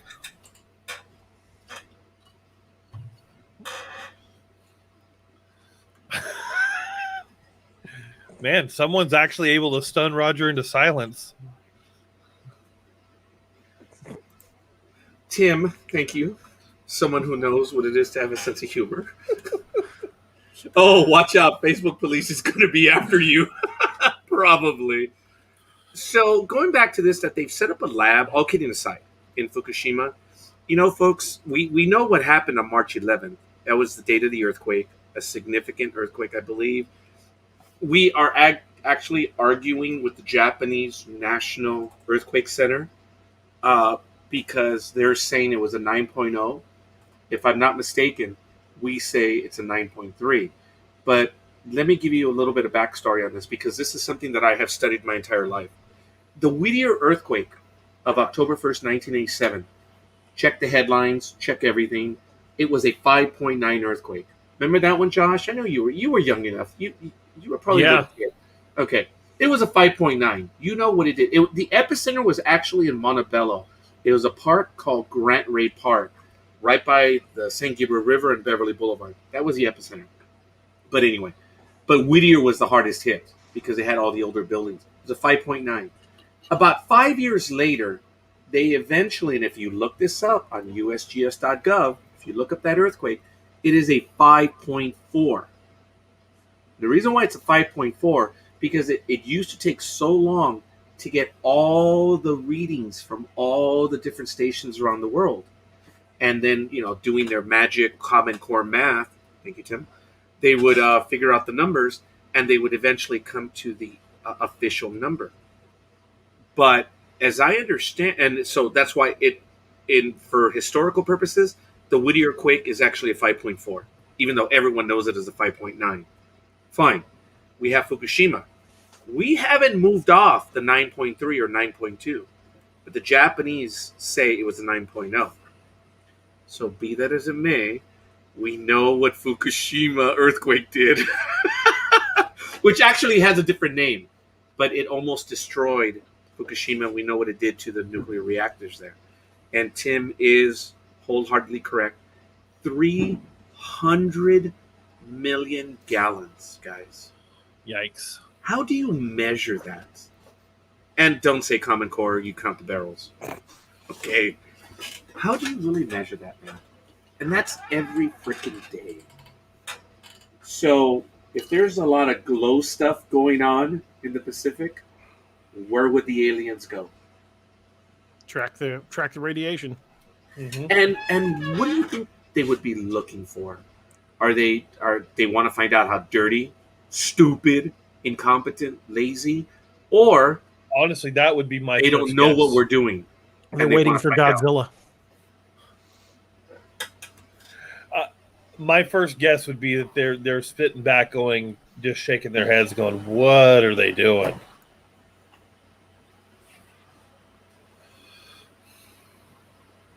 I'm shaking my head, saying, "What are you doing, Josh?" I have no idea. Not you, Me either. the other one. Oh, Now- he doesn't either. What the hell did I do to you now, General? Mr. Crocker. Oh, you thought that was funny? Yeah, a little bit, yeah. Yeah, Wow. every day, 365 days per year. No more sushi for me. Yeah, you know what? I like it cooked and dead, so that leaves sushi out for me.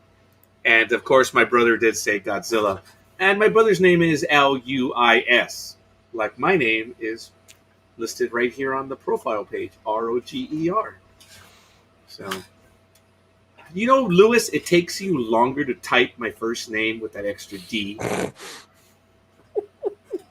You could probably comment a lot more often if you just took the D out.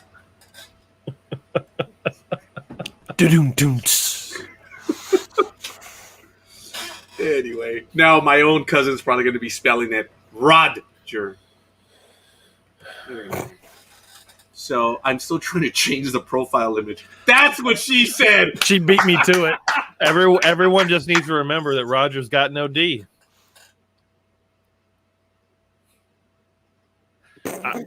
What?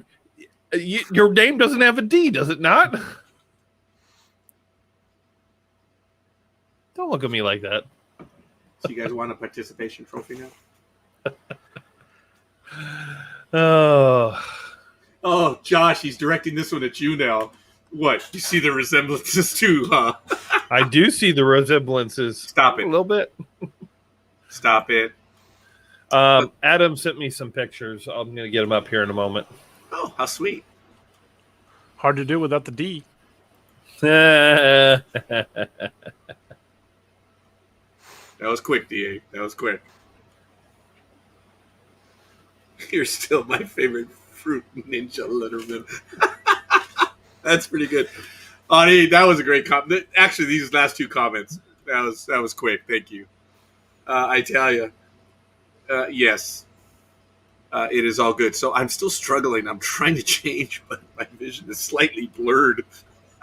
That's why I'm stalling. That's why I asked, gentlemen, could you upload the images? They're like, Roger, you do this all the time. I'm like, yeah, just please upload the images. But there we go. Yes, thank you. This is really good. Nightmare Hunter. And I'm going to go to images. And there it is. The Nightmare Hunter with the black logo or black background. But no D.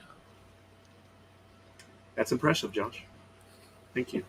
There is no D in the Nightmare Hunter either. No, there is no. But he's got a flare. You guys Flare gun. You guys aren't going to let it go, huh? I really walked into that one. I face planted into that one. Folks, I've done it. We only do it because we love you. And I most wholeheartedly accept it, acknowledge it, and I appreciate you guys. I do as well. So this is really good. And I've changed my profile page, so it's kind of cool. You guys can check it out. And just so you guys know, check it out. There it is. See? It's a middle initial D. Don't tell me you're dyslexic, Lewis. Oh, so now Roger does have the D. Stop it. Stop it. Okay, what does Tim Grimes say? Please. I almost got those images up for you. You're good, man. You guys are great. Guys, we're having a blast. And it looks like everyone also who's having a blast with us right now. Folks, like I said, if you guys want to join us, you don't even need a camera, folks. You can actually use your computer as long as you have a mic. And you guys can join the program. And gals. And everyone else. Phones with headsets. All that. Everyone and anyone. You can do it from your phone. You just need the link of the program. And we'll send it to you if you're interested in joining us. So it's really good. So I know that we're going and blowing right now. We're going to go for a little while longer. But we're not going to do one of our marathons. Well, I'm not.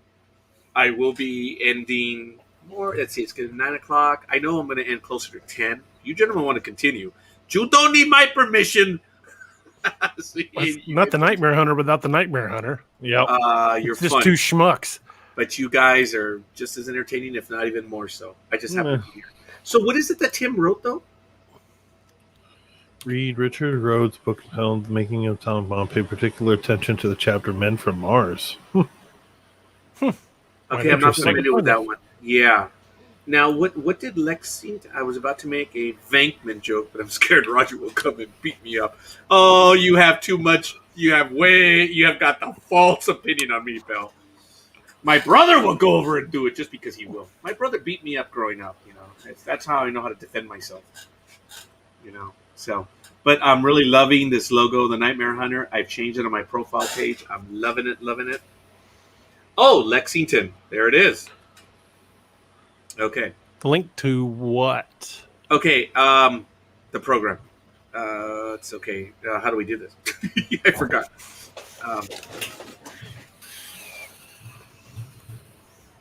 Let me see. Oh, look, guys. There I am with my childhood hero right there. There he is. See him? That's Eduardo Quesada. Okay, I'm out. Awesome. I was having a moment, folks. Okay, so knowing it's our just audience anyway, and it's only valid for the program, we can put the link in the chat room. Okay. And anyone that wants to join us. What were you going to say, Josh? I have those images up if you want me to show them to you real quick. Ooh, you got the porn uploaded? Okay, hold on. I'm just going to call you brother, okay? Because What did you say, Lois? I talk to the phone and the phone types it. Oh, I get it. So you're going to blame the phone for misspelling my name? Mine does the same thing. My name is spelled Rodger? That is the most common spelling of Roger. Josh's phone puts the D in Josh all the time. It does. The link is in the chat room. All right, so this is the first one. He went back and looked at the what he thought was movement, and you can actually see. Oh, there it is. I don't like those images, man. Well, hold on. You can see it here how I showed you before. Yes. But here, it kind of glitches the face out a little bit. Uh-huh. We're not sure what's happening there. He's not sure if it moves or not. The camera does some weird stuff. Yeah, I'm sorry. I kept moving. No, we're not sure what it is. It's a camera. He stabilized the image. So he says he's not sure if maybe when the camera moved that it may have caused a couple blended frames to make it look like it moved, but either way, and then there's Bigfoot lore that Bigfoots do weird crap with electronics and can hide themselves and all kinds of other weird stuff. So it's hard to say what's actually happening here, but that looks like something standing there looking at you. Oh, here we go. Oh, hey. Actually happening here, but that looks like something standing there looking at you. Good afternoon, Greg. Hey, how's it going? Doing real well right here. Hey, Greg, do you have your headphones plugged in where we can hear the show looping back? Actually, if you have it on screen, yeah, we can hear it. Hey, Greg. If like their Facebook page is open. Oh yeah, yes. you gotta close the show. Close on your Facebook. other page. Yeah. Okay, I did. How's that? Or YouTube. That'll work. Yeah, I Much think it's better. fine. Yeah, I've got this thing about listening to my own voice. It's so annoying that I kind of want to do this. And now that you joined us, Greg, thank you. I was hearing my voice again. It's kind of schizophrenic. Oh, better not say that with my wife around. Oh, God, better not say that either. Oh, damn. Okay. Hi, Greg. How you doing? Oh, not too badly. I'm avoiding my responsibilities at the moment. And it's much appreciated that you've joined us. So what would you like to share with us this evening, Greg? I don't know. I've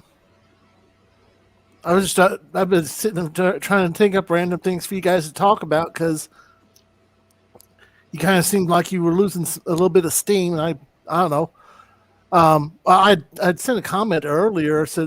Was wondering if anybody had recently done anything about subterranean reptoids. Oh, I did see that one. I apologize. DA, tell me about that one. And right before anything else, I want to give a shout out to Megan Shepard. Thank you. We're up to 21 likes. So this is cool. Just 9 more to go, guys. You'd probably know more about reptoids than I do. It's not something I've really researched much. I mean, isn't LA supposed to be full of them?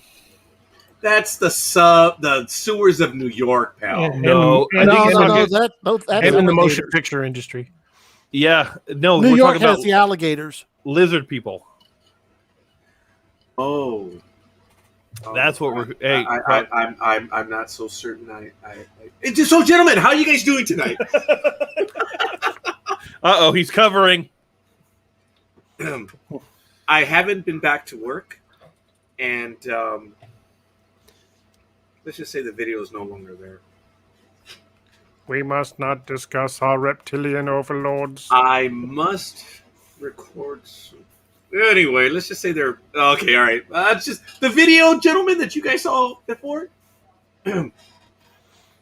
I don't know much about them. I just know that they're rumored to live underground and possibly live among us. I don't know much more beyond that.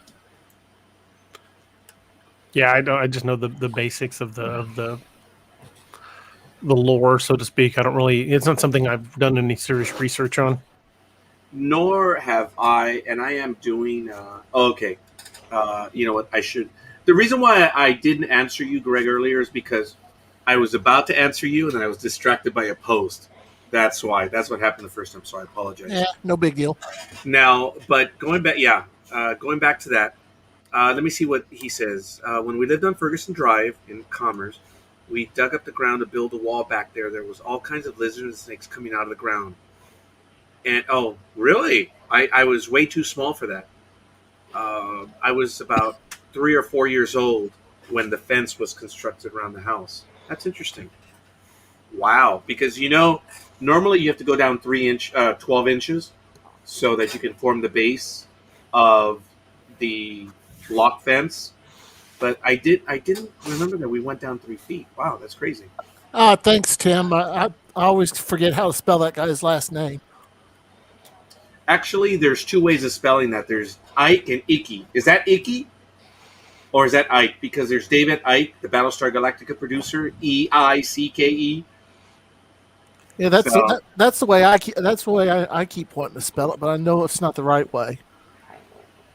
Okay, now there is something, looking it up right now, about the lizard people, and this is the one that I wonder if this is the one that you're possibly talking about. Now I'm going to put a link of this in the chat room, and it's there if you guys want to check it out.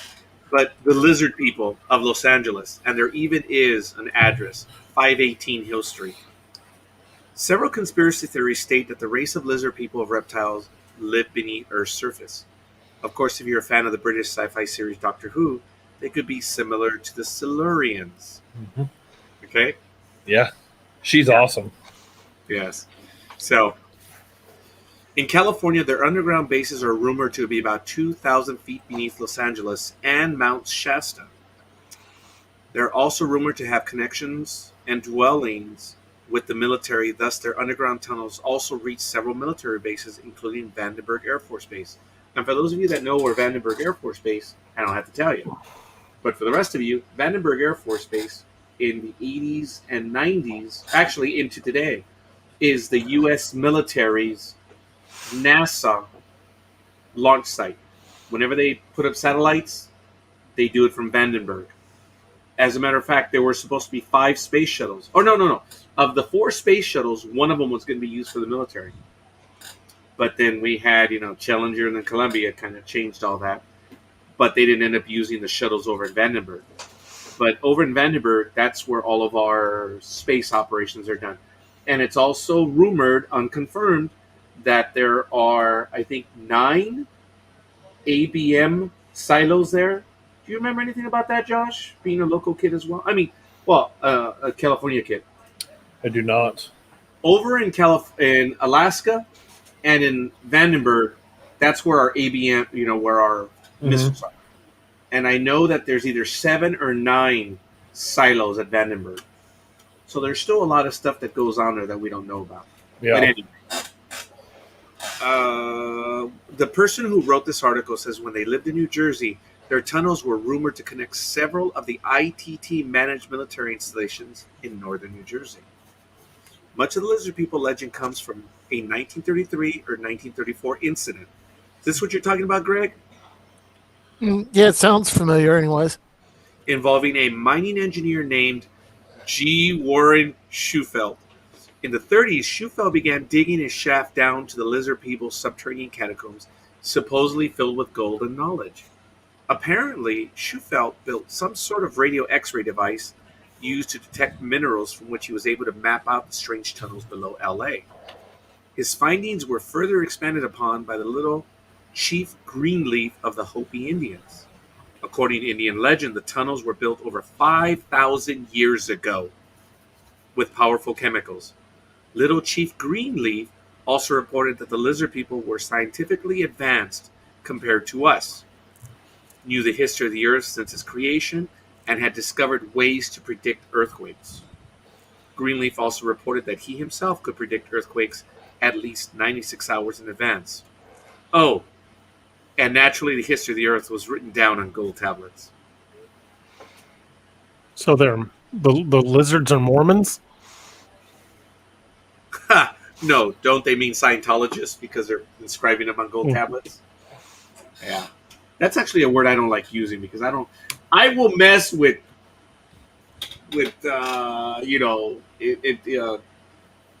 United States terrorists. I'll mess with international terrorists, but I won't mention Scientology.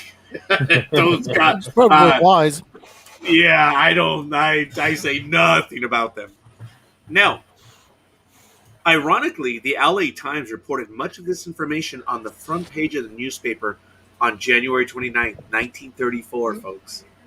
And you can look up this article. It's there. What's up, Greg? Sorry, had somebody come in, Okay, sorry about that.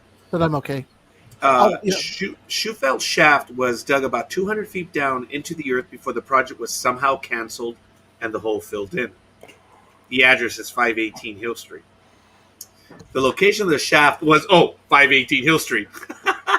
Schufelt's project was canceled on March 5th, 1934. The original contract stated that Schufelt and his people were to look for buried treasure, assume all costs, leave the site where they found it, and pay the city 50% of any treasure they found. No treasure was ever turned over to the city. So, I hadn't heard about the treasure hunting. I just remember hearing about the reptoids. Now, it's interesting because the article is in the LA Times, and you can find it in the archives, which I believe if you have membership to the LA Times now, you are able to pull up this because they've gone all the way back to the 1800s when the Otis and Chandler family owned it, and they still had everything moving forward.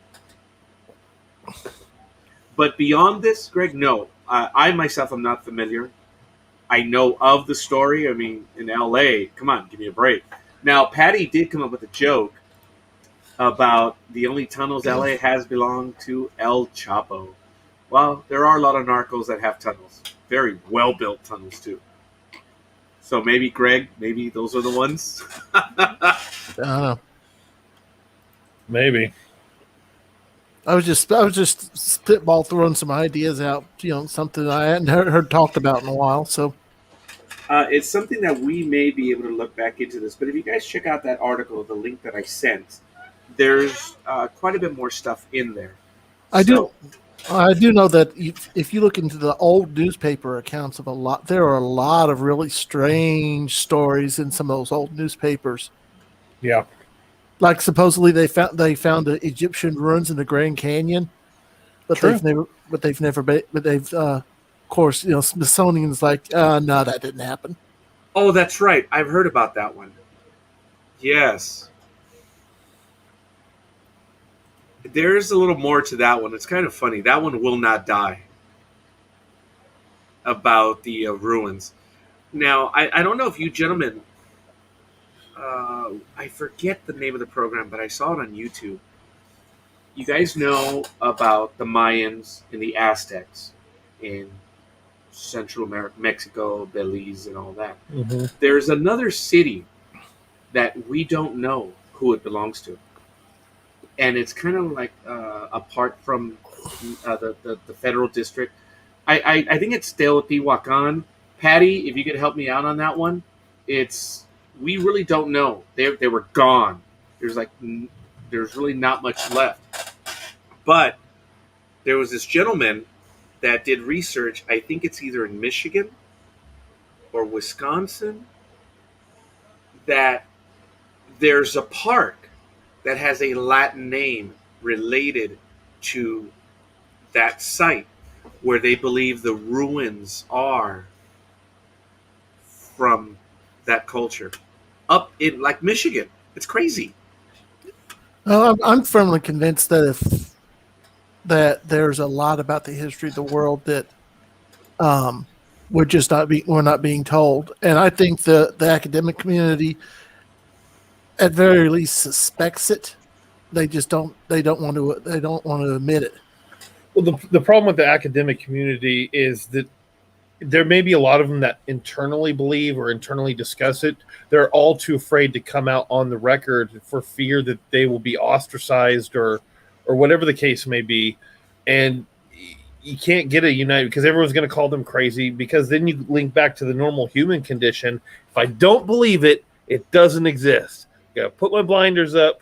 And so they just let people continue that way. Well, to use another classic example, there is extensive evidence of water erosion on the Sphinx, which makes it at least 10,000 years old. Oh, I saw a documentary on that. This expert, like one of the leading experts on erosion, oh my God, what he did was amazing. Yeah, the Sphinx is not 3,500 years old. And then the Egyptologist basically said, "You can't tell us anything about the Sphinx. You're not an Egyptologist." He's like, "No, but I am a hydrologist. I know what water erosion looks like." I wonder if we're talking about the same person, but it's in my history on YouTube, but that was like months ago. I think it was like in April or May. So for me to find it, that would be crazy. But I did place a link on the article that Josh posted in our chat room. Thank you. Maybe we can talk about it in a moment. But how old did they say it was, Greg? Oh, about 10,000 or more? About 10,000 years ago, which ironically would date it back, if you know anything about how the Egyptians do with have this obsession with astronomical alignments.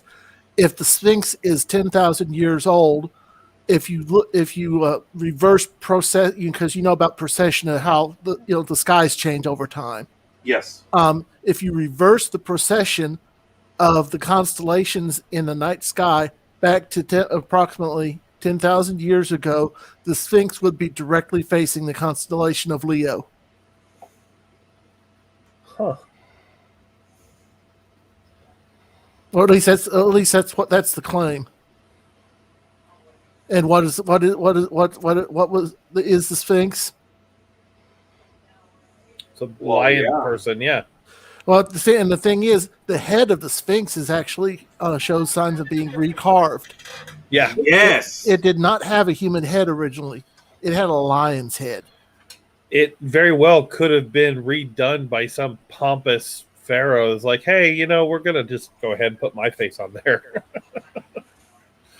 Well, just as a tangent on that, you guys know that the pyramids had survived for a long time after, but I don't know what it is, the alabaster or whatever it is in the surface.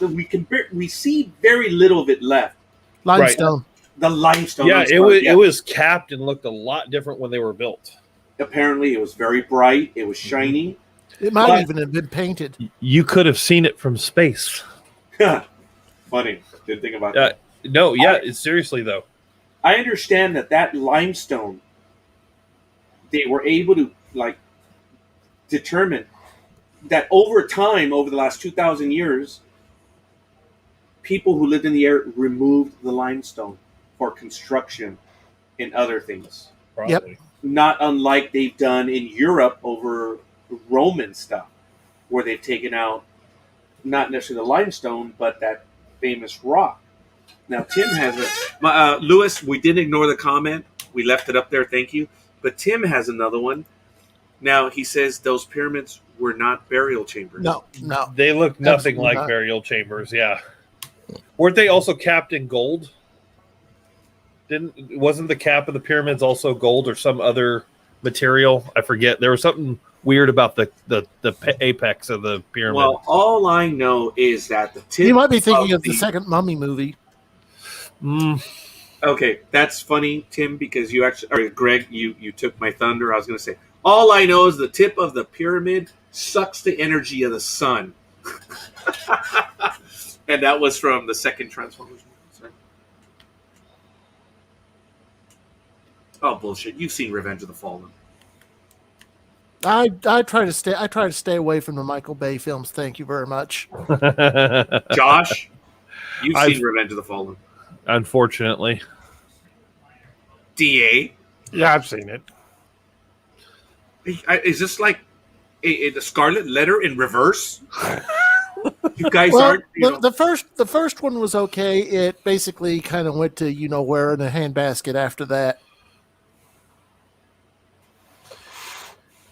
Yeah, so I'm looking at something about when the pyramids were first built. They were coated in some sort of limestone, made them white and smooth, and looks like it did have a different original capstone that was reflective.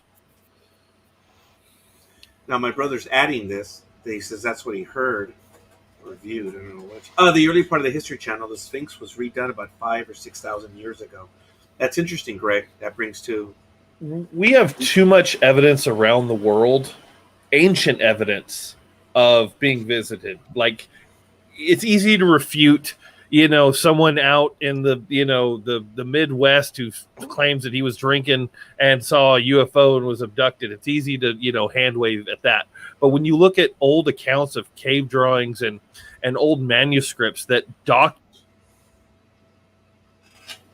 document these things, it's hard to refute that kind of stuff that we were not, that we were visited years and years and years ago and still are. Okay, obviously the three of you, along with Tim and probably quite a few other people, they're not burial chambers. What are they? That's what we don't know. Some think it was a power source. Some think it was, what was the other theory? An observatory. An observatory. Because some of those channels at the Oh, time. Adam, you stole my thunder. I was just about to make a Stargate joke. Hey, now you know how it feels, Greg. You took mine early. But It's all good. if you backdate the stars to the time that they were built, the what they called air chambers and whatnot point directly at specific stars.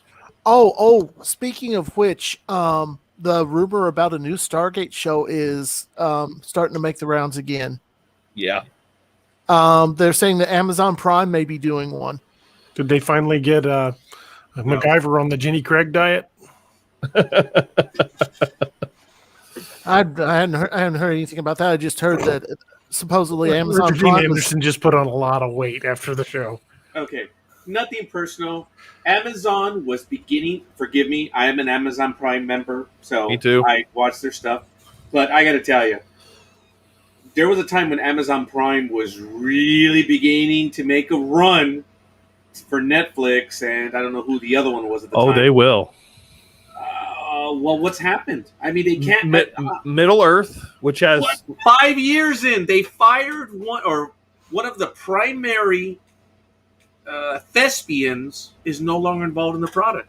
We don't know how far it is. it's supposedly getting this first season's getting pretty close. In addition to that, an animated TV show based in Dungeons and Dragons is coming out. I hadn't heard that one. And the Stargate series and a bunch of it's a small cult following for Critical Role. I don't know if you've heard it out there in LA, Roger, but they're voice actors who play D&D. Well, it's so popular that it spawned an animated version. They've wrote it into an actual TV show, their D&D game. Cool. And it's heavily going to be D&D, even though it's his world. It'll be D&D. So As long as they keep Wizards of the Coast away from it. Well, Wizards of the Coast is in charge of the actual movie and live action TV shows that are coming up. Oh, so God. I'm all right. I'm all right with that. Yeah, Audie, Critical Role is getting turned into a TV show made for adults. Now, as far as Amazon Prime and animation goes, I enjoyed the hell out of Invincible. Well, the live action Tick was supposed to be pretty good too. I haven't seen that one. We got a little segued. It's all good, baby. We're warming up to some other stuff right now, so it's all good. Yeah, we kind of got segued. The only problem is the batteries on those damn things run down too quick. That's very good. Do they still make those? Yeah, of course. I think so. Yeah, they do. I think they do. They never really took off the way that they thought they would. What was the secret code name for that project? Remember? You guys remember? It was a female. I don't remember the secret code name. I don't know. Of course, if segways aren't around, give Elon Musk about a couple of months, and he'll reinvent it and think he came up with the idea. Pretty good. Not to hijack or anything, but did you guys see that article I put in the private chat about the Yowie? Oh, I thought it was for the strange creature found in Paraguay. Oh, that thing was creepy as hell too, wasn't it? Yeah, I put that link in there. Is this the most recent comment about the Yowie? Oh, there it is. I see it. Okay. There's a couple of them in there. I'm gonna put this one in the chat room. And that one in Paraguay, it first looks like something, but the more you look at it, almost looks like it could just be a rotted giant lizard. Still looks bad. I did put the link for that one on the screen. The strange creature found in Paraguay. It's got phalanges, man. I know, but if you look at what do they call it? Not a Komodo dragon, but they have some really big lizards. They have some really long claws and fingers on their hands. Did you see that picture, DA? No, I did not. It's in the private chat, and he posted it. It's the last. It's the most recent found in Paraguay. Take a look at that picture and tell me what you think is on there. It just looks bad. But I went over to the one that you were talking about, the thermal image of the Yowies. Yeah, and there's a video on there too. Interview with the guys who find it. The one in Paraguay looks like a large dead iguana. That's what I was thinking. It kind of looks like an iguana that's been kind of rotted in the water. But the fingers make it look super weird. Yeah, the fingers, yes.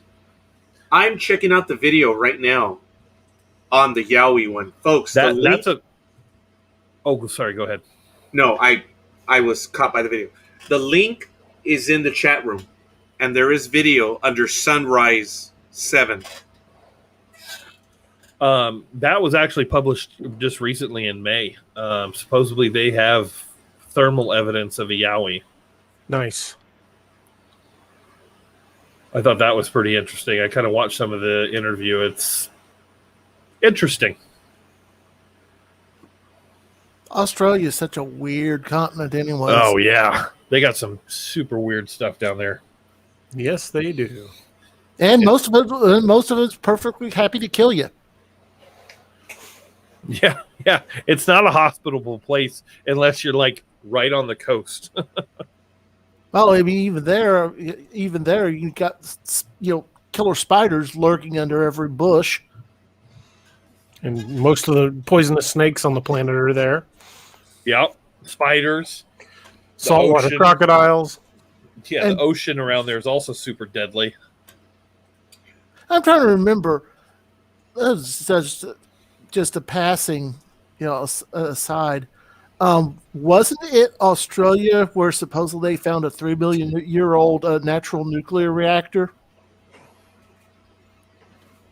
I thought that was in India. I thought it was Australia. Maybe it was in India. I don't know.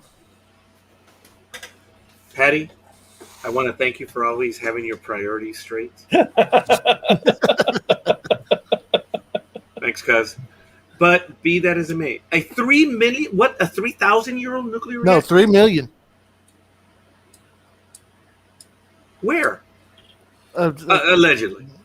I thought it was in Australia. It might have been in India. It's I've not heard of that. What it actually is something about the way the uranium deposit in this particular location was configured. It basically started a natural fission reaction, low level.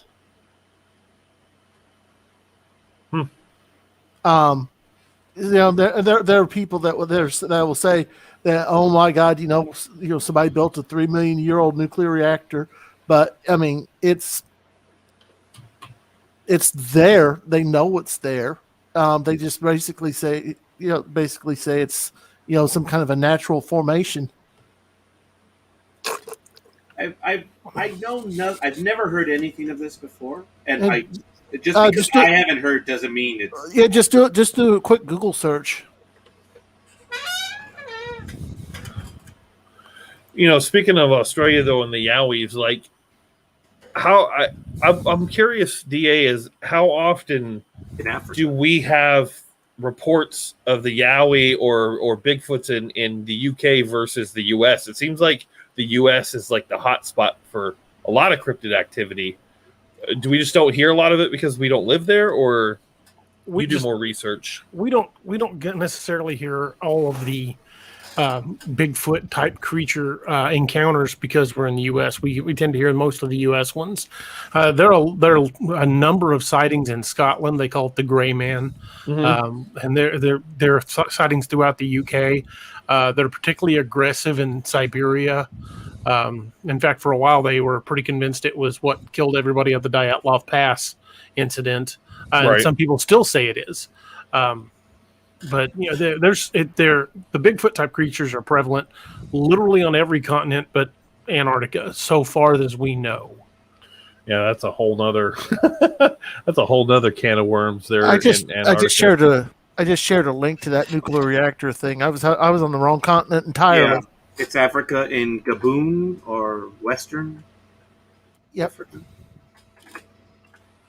Yeah, this was actually, it depends which one you believe. It's either 1.7 billion years, 2 billion years, generally 2 billion years. And they talk about how the level it reached, which I believe was 3%, and because of that, it was able to generate electricity. But the level of electricity they're talking about is measured in, what was it? Watts or kilowatts? It wasn't that much, but it doesn't matter. There's proof of it. All right, yeah. There's several articles on this. You guys should check it out. That's cool. I did not know that. I read a lot of this stuff. No, Now, I've always been fascinated with have you heard the term OOPARTs or OPARTs? no. OOPARTS, referred to as out of place artifacts. Oh no. Yeah, the study of those is, of course, nobody's officially studying them, but they turn up all the time. You may have heard a story about somebody found a spark plug encased in like 5 million year old rock, and they actually were able to X-ray this rock, and you could see it's a spark plug. I'm not familiar with that one. I do know, I'm going by the article that I'm talking about, is there are these, I forget what the Roman term is, but there are these canisters that have like this type of juice. They have metals in there, and they're talking about the fact that they believe The Baghdad Yes. batteries. Yes, that's crazy. That is crazy. And they have found some similar items aboard Roman ships that have been sunk. Do you guys realize of what we know the Roman Empire? If they had electricity, It changes everything. Yeah. Well, somebody said that I remember reading recently. Somebody pointed out that just because they had the hardware doesn't necessarily mean they understood the science. They just know, hey, I do this, I do agree. this, I do this, and that happens. Greg, I agree with that. You're right. Just because they have the parts doesn't mean they know what they can be used for. Although the speculation is that it might have been used to gold electroplate religious artifacts. Right. Some of the stuff that they did has been lost to history. What is one of the most famous things that's been lost to history? Isn't Library it of Alexandria. Okay, that we do know exists. But I was referring. Thank you, DA. That's perfect. I want to add there was another item. It was the fire. Is it the Greek fire? Greek fire, yes. We still don't. We have an idea how they did it, but it's been lost to history. They've gotten pretty close, but they've never been able to duplicate it. Is that similar to alchemist fire or something along those It was lines? basically a very precise mixture of naphtha, pine resin, and some other chemicals where they could ignite it and launch it from a catapult or whatever, and it would just continue to burn for a long period of time after it would hit and stick to whatever it hit and burn. Yeah, and it was like napalm, right? And if you want to talk about ancient Greeks, I can't remember which one of their scientists, philosophers actually did this, but supposedly he was actually able to make solar powered death ray using. I was thinking about that. Yes, I was thinking about that. Where it's possible, man. They had the material back then. If you're talking about the one where they shot it like at chips and stuff, yeah, it was a philosopher that supposedly made it. Well, following the plans, Mythbusters built it and found there is no possible way that could have actually existed. Okay. No, it got warm. Oh, that was about it. Wow. I just find it incredible, and we've discussed this on this program, the Antikythera mechanism that was discovered. Oh, Archimedes. Yes, Adam, thank you. I love you, cousin. She's consistent. Oh, my goodness. She's not wrong. Oh, yeah. Okay. Well, if she's talking about the male gods, I have no comment. But anyway, the Antikythera mechanism, as you know, and we've talked about this, it was discovered by divers in 1900. And it's amazing because it's, if I remember correctly, it's 3 or 4 pieces, and it's of what we have is not more than maybe 6 inches across or something like that. But when they did the X-ray, I don't want to see the X-ray vision, but when they used the magnetic stuff, they were able to see that the gears are finely tuned, they're shaped. They're gears, folks.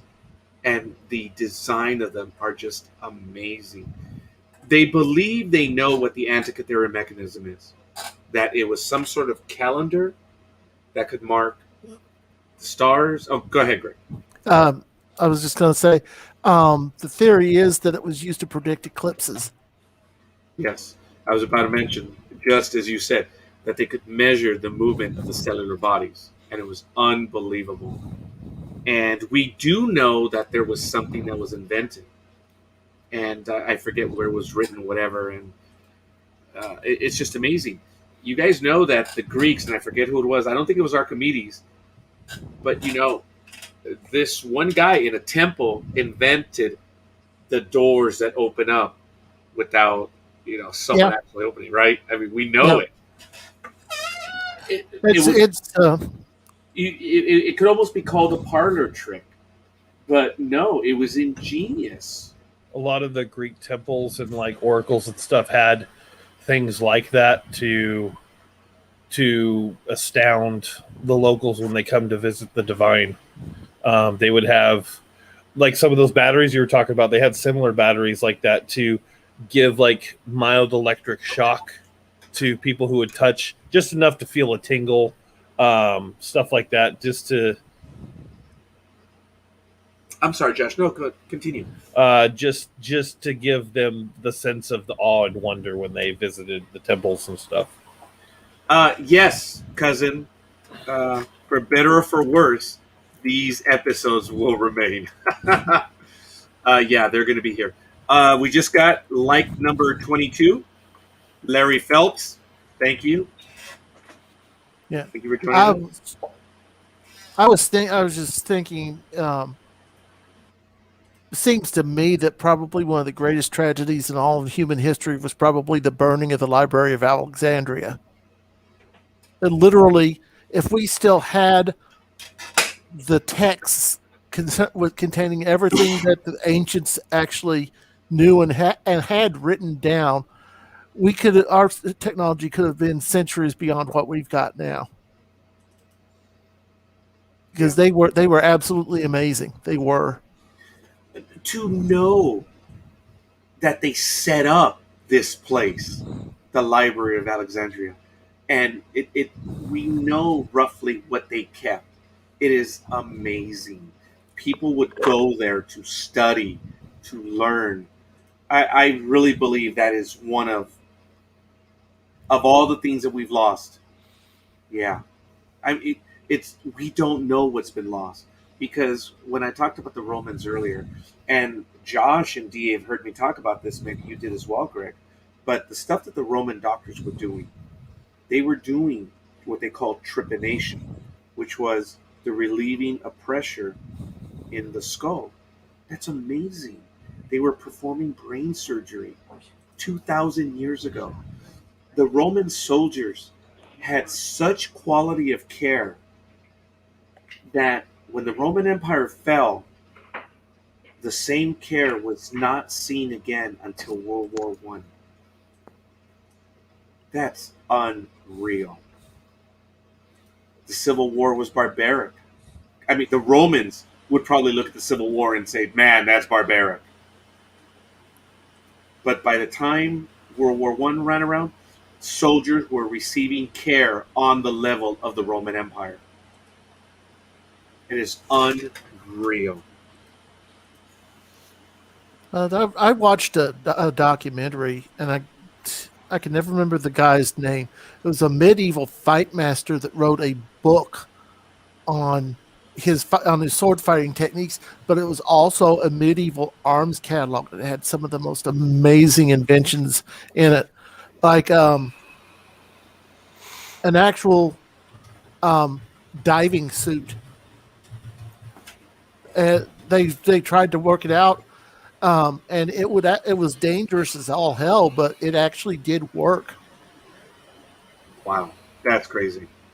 And speaking of such, just very quickly, Audie Olson, thank you for the like, folks. We're up to 23. We can do this. I'm still going to be here for another 25 minutes, folks. So hopefully we can do this. I'm not saying we're going to end the program at that time. It's just at which point I have to call it. And I'm probably going to be out. But if my beautiful co-hosts here want to continue, hey, they can. They started the program anyway. Oh, hey, did we get another like? Yes, we did. Todd Hunter. We're up to 24, folks. Oh, man. 30. This would be beautiful. I'd love to give out a $5 Amazon card. And what would that buy you, dear DA? What could that buy you?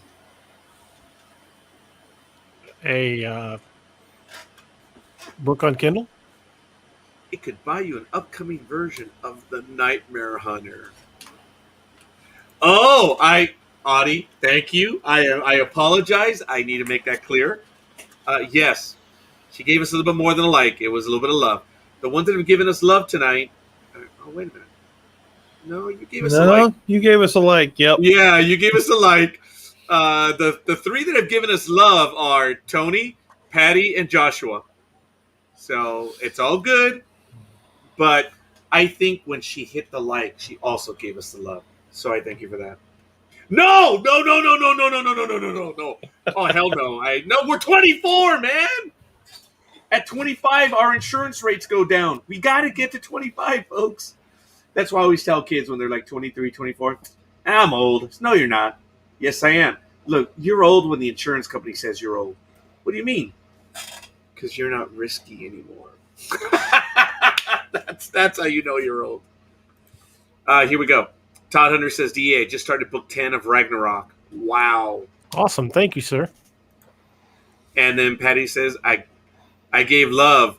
Let me go change the emoji. You did give us love. Are you going to change it to a smiley face or something? Hey, we're still up to 24. We're not taking it back, so please don't take it back. So we're up to 24, folks. At 30, we're giving out a $5 Amazon. So you can do it. Actually, we're probably going to do it over Zelle or something. That would be the reality. But we'll gladly do it. We haven't given out a card in a while. True. This will be good. This will be fun. So if we can get to 30, ask your primas, ask your cousins, ask your uncles, everyone and anyone. Have them give us a like, folks. We really want those likes. No, we're not. We're not tossing it all away. Stickers? I don't have any tattoos. DA, do you have any tattoos? No, sir. Sir, all of a sudden. Greg, do you have any tattoos? No. Josh? Yes. You have any tattoos? I do. Yes. Okay, good for you. I wasn't going to ask to see them. I just wanted to leave that out there for a little while. I wanted a tattoo, and my wife didn't want me to get one, so we compromised, and I didn't get one. Wow, I could get an Amazon speed loader for my Ruger Mark 1. You've got a Ruger now, Lewis? Oh, hey, Audie, we're trying to do that, okay? As soon as we can get to 30, we will give out that $5 card, because that's our new number. It was 27. It was topped by 28. And now I said, well, screw it. Let's just go to 30. So that's the new number. So let's see if we can get to 30, folks. What was the one? You have 6 tattoos, Audie? Oh, good for you. Trilathon? I'm not sure where that is. Trilathon. Is that somewhere in the Middle East? I don't know. Oh, Google is our friend. Excuse me. Yes, it is. No doubt about it. All right.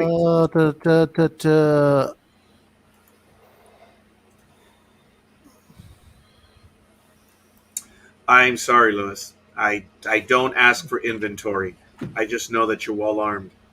What? What? Prima? Cousin? You have 4?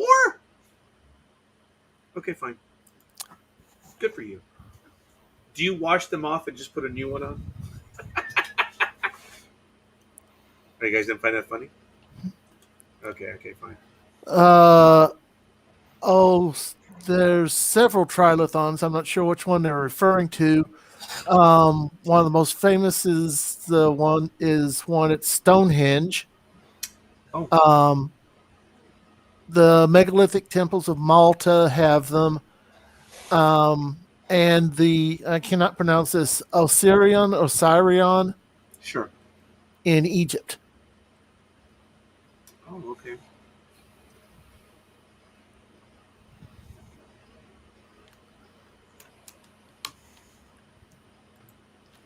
But I'm firmly convinced that the ancient people of the world were a hell of a lot more amazing than they're given credit for being. The things that they did, the things that they made. Look, we didn't even know how they did what are they called, gentlemen? Those long, spindly spires. They're like pyramids, but they're very tall. I know there's one at the Obelisks? Vatican. There's the obelisk. We didn't know how they did those until we found one, right?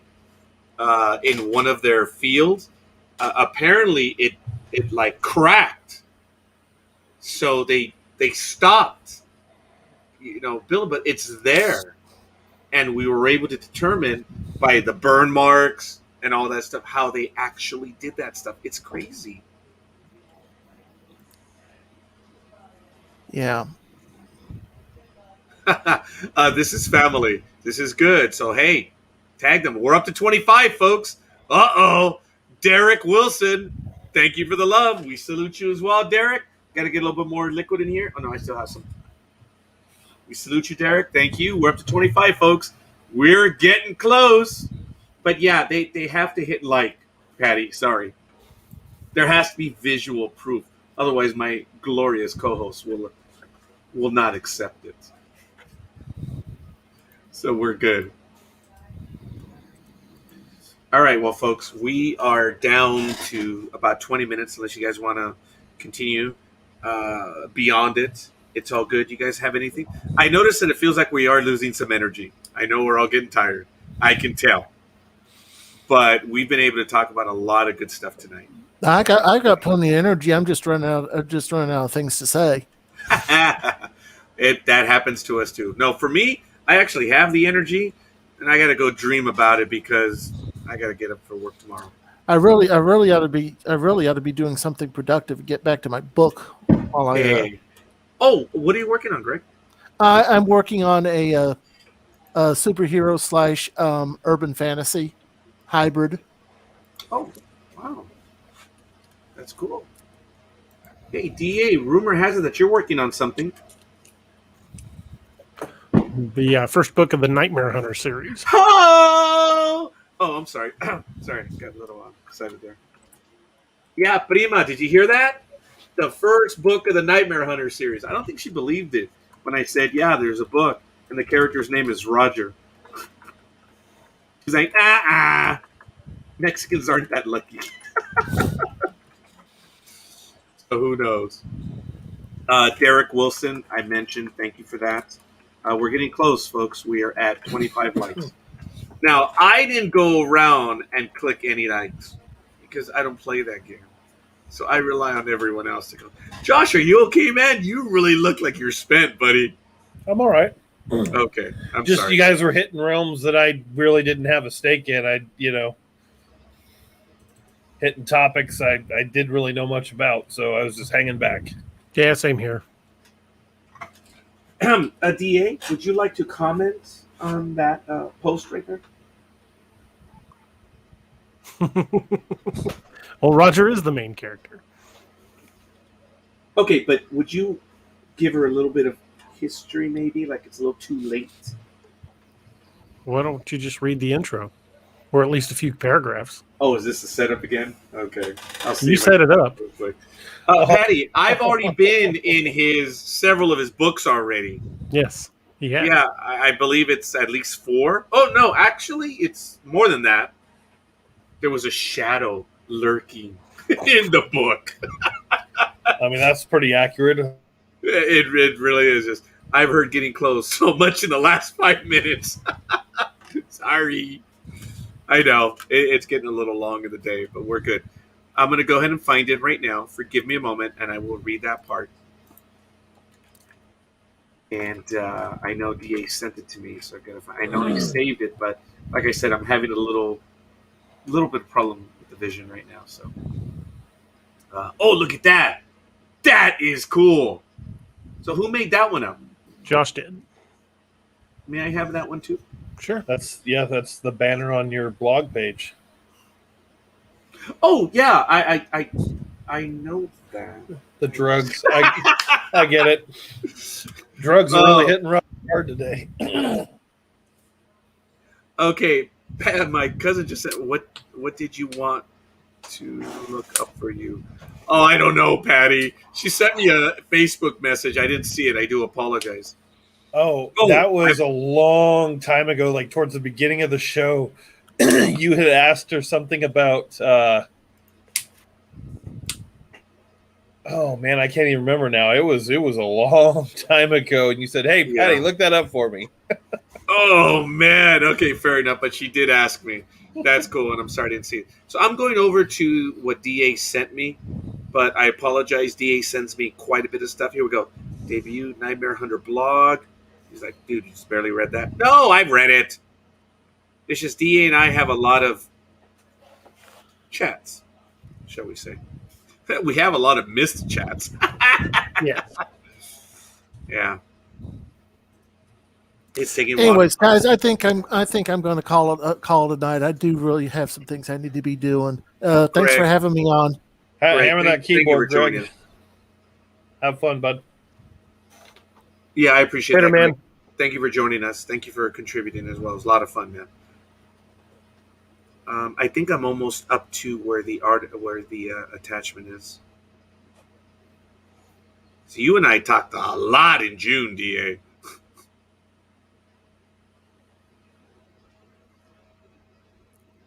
Good God, I think I'm already in May now. Do you have it right there? I can get it quickly. I'm on May 24th and I haven't found it yet. I may have skipped over it. I apologize. Yeah, I don't think I was writing it in May. She says there might be a search option in the chat. Not in the Facebook one. If it's on PC, you can look at attachments and pictures. If you're using the PC Messenger. There you go, Raj. That's all but it's 60,000 words plus. That's everything I've got currently. Okay, so I'm going to have it in a moment, but thank you, Audie. You're actually trying to instruct someone who doesn't know how to do that stuff. Yes, that's what she said. Okay, I beat you to that one. Oh, I sent that to Josh. Yep, I was like, I don't think you sent it to me. Okay. Well, I went to send it to Roger, and as soon as I went to click on his window, somebody messaged me, and it cycled it over. Oh, that was funny. You thought of me, but instead you went to Josh instead. Should I? No, it bumped it over. I feel offended, Josh. While Roger's pulling that up, there it is. Whoa, hey, that's what she said. Do you want me to show the site real quick? Yes, I got it pulled up. By all means. Lucky bastard. Hey, you did all the work. Yeah, 26 years ago. That is awesome. Hey, that blog looks familiar. It does. It should. Yeah. It's your blog. Just in a new format. Yep. Hey, Luis, did you see it said ROGER?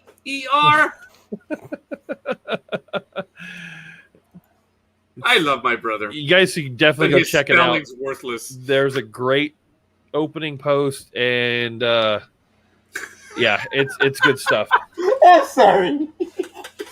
Are you shocked, Audie? It's not fair that you can say that's what she said faster than I can type it. Are you shocked? Okay, folks, I'm going to take a moment to read it. I appreciate DA. Thank you for the setup on this one. So let me switch to the view so I can view it and see the one screen read mode. Here we go. So, ladies and gentlemen, I'm going to start right now. This is a not shock. It's because you're on video. We're good. Prologue. I promised I'd show up with a haircut, a new hat, and pressed suit. But I lie a lot. Carl Kolchak the Night Stalker. 11:45 p.m. May 23rd, emergency room. Banner Payson Medical Center, Rumsey Park, Arizona. Damn, where's my prop? Okay, my old sucky wallet's going to have to work because I don't even have my phones with me. Yeah, I'm done. That's the medicine. They say you should never poke a bear with a stick, said Roger, talking into his digital recorder. But sometimes all you have is a stick, and it wasn't a goddamn bear! The last part was shouted for emphasis at the two Gila County deputies who were standing nearby. He hit the pause on the recorder and did his best to give him the evil eye. For their part, the deputies exchanged a quick glance, then resumed ignoring him. Roger was disheveled, his clothing mostly torn and dirty, although the straw raffia hat with the black and red band was largely intact. He took consolation in the fact that the hat survived the encounter, and he hadn't been wearing his favorite t-shirt. The entire left side of his face hurt, and there was significant bruising, but at least nothing was broken. Glaring death at the deputies and muttering inaudible curses in Spanish, he brushed some of the dirt off his face and then slapped the hat against his knee, sending dirt into the air. Several people in the waiting room looked angrily at him but said nothing. This crazy man was having a bad day, and they didn't want to be on the receiving end of his ire. Returning to his digital recorder, he took a deep breath and slowly released it. He tried to focus his thoughts before continuing. What was he going to say? How could he explain that all the footage he had captured was gone? Would the public believe his wild story? Well, he decided that he was going to find out.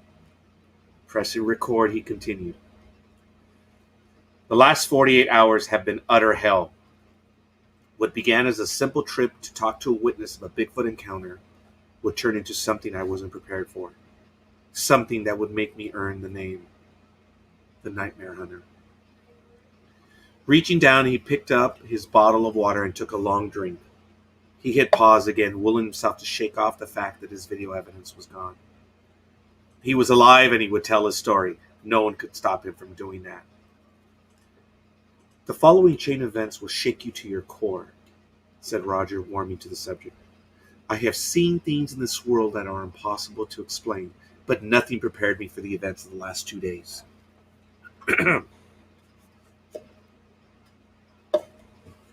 The Nightmare Hunter with Roger Noriega. What had started as a passing curiosity about cryptid and monsters had turned into nearly a full-time job. Once he asked that one simple question, who in the audience tonight has had an encounter with a cryptid that they would like to share? It started with one, but soon dozens and then hundreds of encounters were flooding his internet messenger and email. The Nightmare Hunter went from curious internet reporter to full-fledged investigations that emerged from some of the sightings. In his mind, it all traced back to the infamous footage that was taken nearly a year ago in Arkansas. The viral video of the two werewolves fighting. When he first saw it, he thought it was fake like most people. But then he watched it closer. It was clear that this wasn't just CGI and actors. Fair enough? That's good. Yeah, I think that's the furthest I've gone. I don't want to go any further. Oh my God, Audie, I didn't see these. That is funny. I love it. What do you poke the bear with? I don't know where Dream is. If Dream were here, he'd be able to answer that one. And then you should be sponsored by your wallet brand That is funny, yeah. I don't know the name of the wallet, but I think I purchased it either at J.C. Penney or at one of the other ones, but it was probably J.C. Penney. Excellent, Patty. We'll have to talk about this. If you have Kindles, then I would be more than happy to get them on the Kindle. I don't think it's even listed yet, is it, DA? No, it's not done. It's not, yeah. Ah! Very good, Audie. Thank you. That's what she said. All right. We're going to get my hands on this. Yes, the story. I'm hoping to have it in edits by midweek. You see, and I don't want to read this one yet because I'm still a book behind. I've had a lot of trouble with the most recent Apex Predator. Mm-hmm. Is that Blood Moon? No. Yeah, and, no. The most recent Apex Predator is Horned Moon, and then you've got the Wild Hunt book. Yes, and everyone knows what's happened in the last 2 months, so my reading has dropped to 0. You definitely need to finish Horned Moon before you read this. Yeah, I'm about 14% of the way through, or maybe 24%. I'm not certain, but yes. Oh, damn that!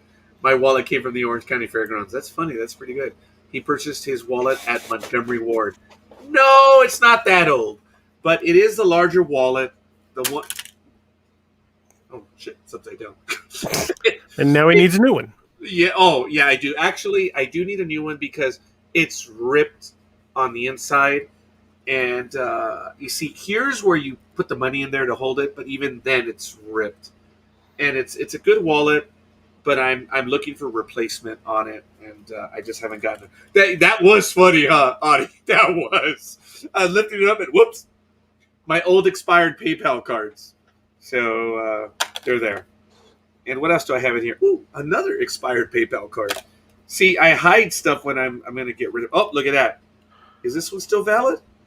Actually, I think it is. Yeah. Actually, this one is still valid. So I'm going to have to put that one aside. These I have to destroy. But anyway, yeah, that was funny. But all right, I'm not going to read any further. I do have to catch up myself. Patty, DA, would you put the link to your website and all the books that you've written? Sure. And Patty, I can talk to you about the series. DA, do you have a new DA verse that you could talk about in these last few minutes? Sure. Let me get that link posted. And I believe I've got the picture in the brand of the completed timeline. If not, I can get it. Josh, can you tell she's my cousin? She's to me, man. All right, give me just a second to find the timeline. Patty, I was giving the card out to others. I have a wallet. It's a Star Trek wallet. It's a Federation Starfleet wallet. I don't have it here right now because I just don't. But it's inside, of course. But anyway, I thank you for... Oh, yes, DA, please. Oh, facts? You call those facts? Okay, all right, I get it. But there we go. Those look good, daroberts.net. But I know we do have some images. I don't know if they've been uploaded yet on the... Oh, there it is. Look at that. So, folks, you really have to take a look at it. But that's where we are in the DA verse. So, DA, would you tell us what this means? Well, I've got 4 series, which is about to become 5 series, running concurrent. 7. Yeah. Apex Predator has 4 books thus far. It's Apex Predator Wolf Moon, which is the first. Apex Predator Blood Moon, the second. Apex Predator Hunter's Moon, and then Horned Moon are the 4 books in the series. Then I have the Lakeview Man series, the Codename Wild Hunt series, the Nightmare Hunter series, which I'm writing the first book of the series, and the next book will be another one of my sci-fi series is going to be called Man's Marauders. So they'll all be active series at the same time. This is the timeline, so to speak. If you read the books in order, you get a much bigger story. You can read any series independent of the others, and you'll get the picture. But there's a lot of crossover between the characters from book to book and series to series. So you will get a much broader image of the history of the universe if you read them in sequential order. Start with Apex Predator Wolf Moon, then you go to the first book of Lakeview Man, then Apex Predator Blood Moon, then book 1 of Codename Wild Hunt Odin's Call. Then you go to the third book of the Apex Predator series, which is Hunter's Moon. Then the second book of Codename Wild Hunt, which is called Curse of the Wendigo. Then the second book of Lakeview Man is called First Duty. Then the fourth book of Apex Predator, that would be Apex Predator Hunter's Moon. Then you'll have the third book of the Codename Wild Hunt series, Operation Blood Eagle. Hunter's Moon ties very directly into Nightmare Hunter, which would be the next one after Operation Blood Eagle, which would go in that first blank spot. That'd be Nightmare Hunter 1. And I left the blank spaces there because there will be quite a few books between what I'm currently writing and the beginning of the Ragnarok Rising saga, which is down a little over middle upper to the right. And then I left other spaces for my sci-fi series, but all of the series are actually intertwined. If you read all of them, you can find linking elements in all of the series. Now, each book, though, is a standalone. Yeah, you can read the books alone, but you get a much bigger history, and you get to see the characters progress if you read the books in order.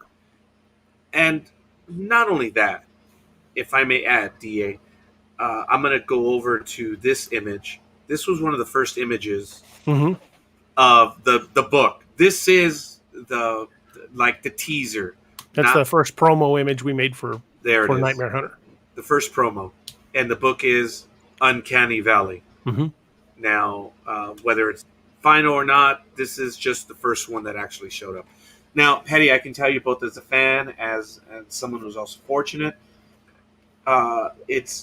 these are like the Star Wars movies, that there are things that they say that reference other stuff, and you may get them, you may not, but it is part of the universe. That's why we refer to it as the DA verse.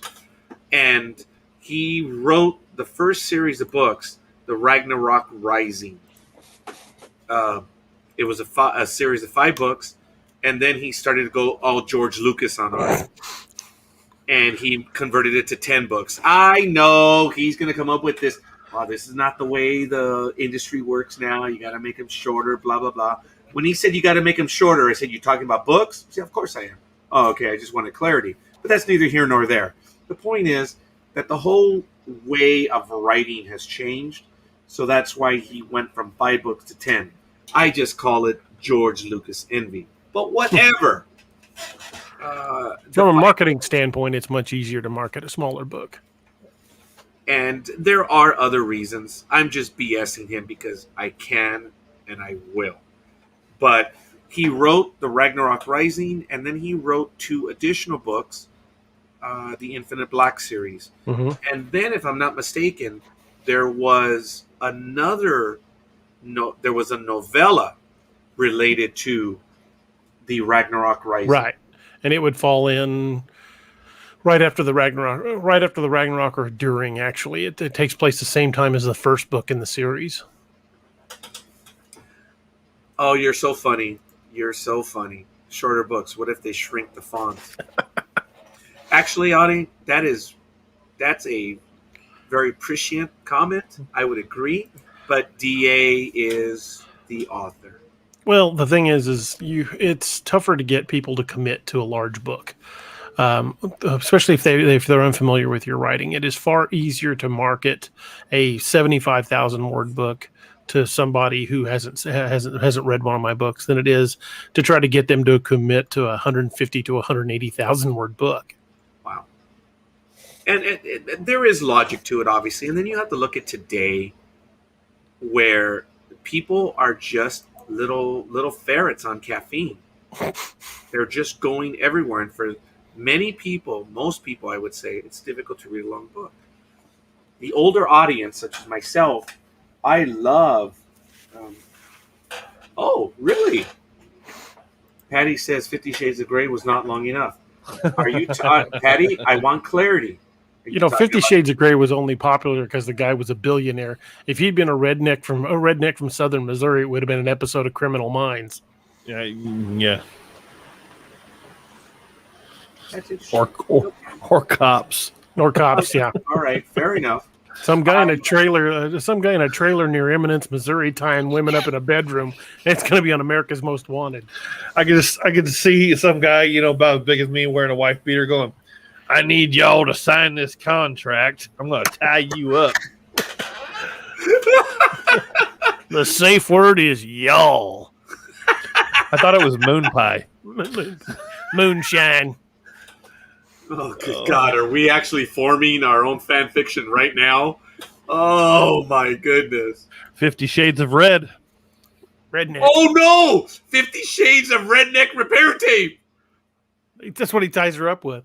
Oh, my God. Hey, that is so me funny. and DA are from the Midwest. We can make these jokes. 50 Shades of Inbred. He's tying up his cousins. Moonshine. Not pie. Moon pie. Moonshine. That is funny. So, there is an immense universe, and you just killed it for me.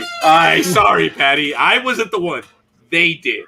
Okay? I'll own that. Yeah, they did. You realize how I'm going to have arthritis after this? Jeez. I don't know how I contorted into that, but that's it. Oh, that's the safe word? You just killed it for me? Apple flavor moonshine is pretty good. Apple pie moonshine. You girls are great. You guys are great. I had a buddy made a blueberry pie moonshine, and it was dangerously good. Wow. Oh, I actually already got a like on the Nightmare Hunter. So, because I've changed the profile. So it's no, moonshine is the safe word. Okay. All right, fair enough. I don't know about safe words, so it's okay. Hey, cousin, remember 2 years ago what you said? I'm still waiting. That really is, forgive me, an inside joke. So we're good. But it's all fun. All right, folks. Yeah, unfortunately, I'm at my end at this point. We did 3 hours. I think you've been at your end for a while. I was at the end when the program began.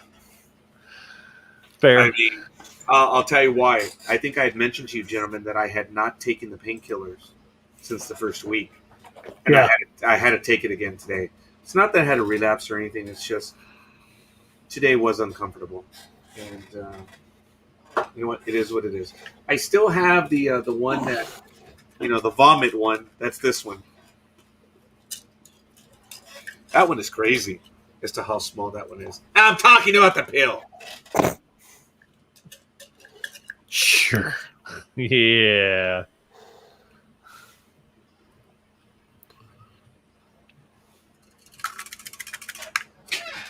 That's all I had. That's all I had. Was to shake my pill bottle at you.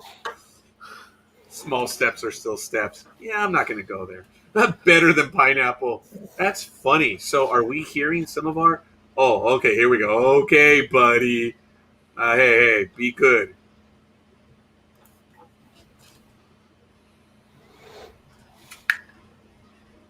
That was once. So if I shake it more than once, I'm playing with it? I mean, maybe.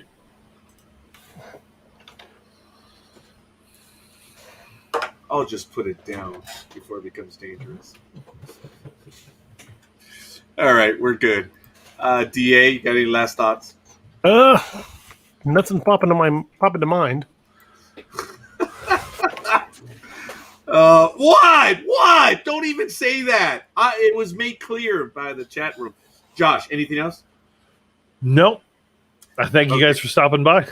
Absolutely. No, it's actually a lot of fun. I want to thank everyone that did join us. Tomorrow is Fandom Access on Blog Talk Radio. You can find it on blogtalkradio.com/NTV Media. On Wednesday, we have Travel Talk Radio. That's at 5 p.m. or 4 p.m. Pacific time.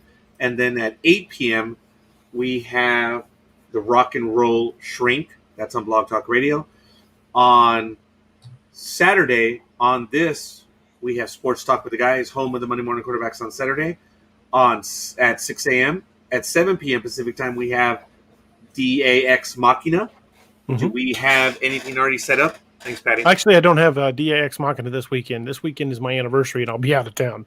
Oh, understood. Okay, then who knows? Maybe I might have to fill up the airtime and kill your audience for you. But I won't do it in your name, DA. I'll do it in my name. I'll do a Saturday night in America. And then Sunday, I believe we have All Tower Media. All Tower Media State of the Nerd. And that is at what time? That is at TBA. We're shifting the format. Let's say 10 p.m. Eastern time right now, maybe 10:30 Eastern time. Oh, okay. Well, that's 7 p.m. or 7:30 our time. We'll I'll get it scheduled here in the next day or two on all the sites. There'll be a notification. Excellent. You got a little bit of love there, DA. Yes. Thank you. Be 28 years this year. Yeah, congrats, man. That's awesome. Really? And it's is it Saturday? Mm-hmm. Oh, wow. I hit 28 years just because I'm still counting. I kept the promise. Just because someone else didn't doesn't mean it's still not valid. Anyway, so we're good. All right. Right before our 20th anniversary, I was working for the sheriff's department, and my wife asked me, she goes, "Oh my God, can you believe we've been married 20 years already?" I looked at her and said, 20 years?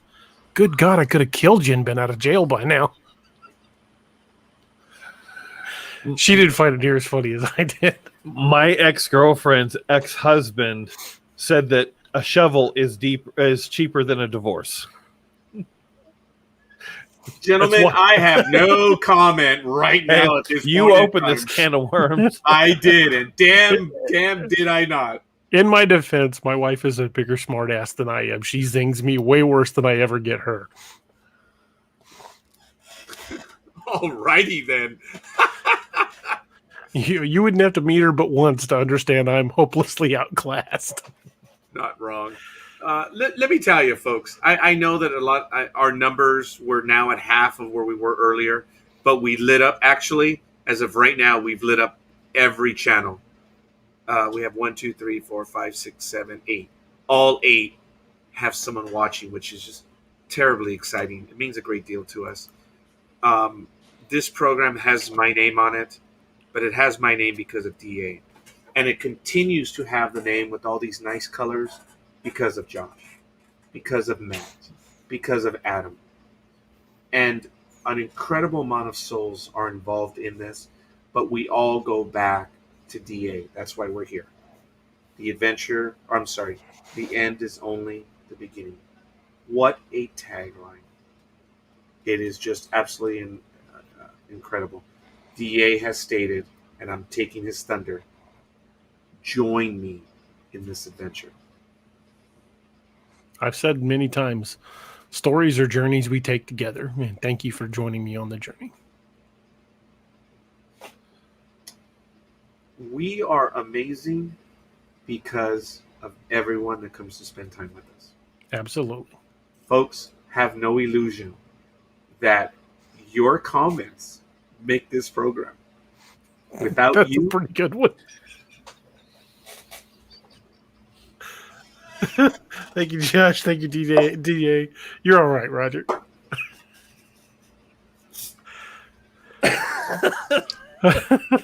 I wish I had the liquor.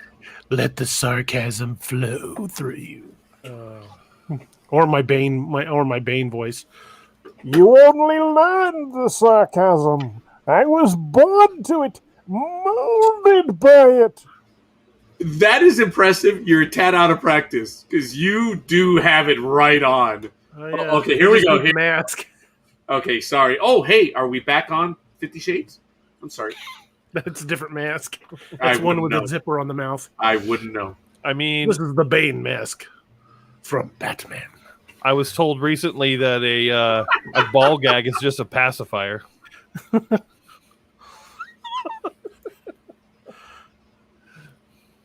Oh, no, Tim, thank you. You make the program as well. All of the comments, we get most of the comments. We do miss a few, but it's because it's very active. And, we're little ferrets on caffeine. We enjoy it. But we do look at all of your comments. And we may miss one or two, but we try to answer them all. You guys are spending time with us.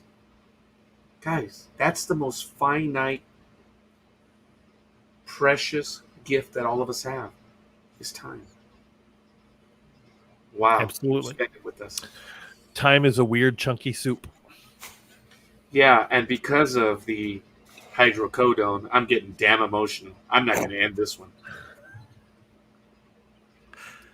We're actually still climbing in viewers. It's starting to go back up. Oh, yeah. You know, Roger's coming with the, hey. Where can I see all comments? I need friends. Patty, I friended you. That's the thing, folks. Because we're on so many platforms, some of the comments come through, some of them don't. And it depends on the security, because I know that on my personal... She's talking to you. No, that is you. Yeah, well, we'll see. It's all good. As long as I have a wonderful, exciting, climactic end to the adventure, then I can do the fedora thing. I like a wonderful, exciting climax to the adventure too, but that's just me. I usually go. Oh, damn! I didn't see that comment. That's funny. Speaking of community. 26! We're 20. Oh, D.A. Roberts. My goodness. Inside like. Speaking of you know community. what? I'm going to do the same thing because I haven't done it, and we'll tie the record that I had. My high is 27. I'm going to have to do it right now just because I don't like... I think it's like, okay, now you're cheating, boys. But anyway, speaking of community... Cochino. What did I do? Doesn't matter. If a woman tells you you're dirty, I know what I said. Yeah. I know what I did. Yeah,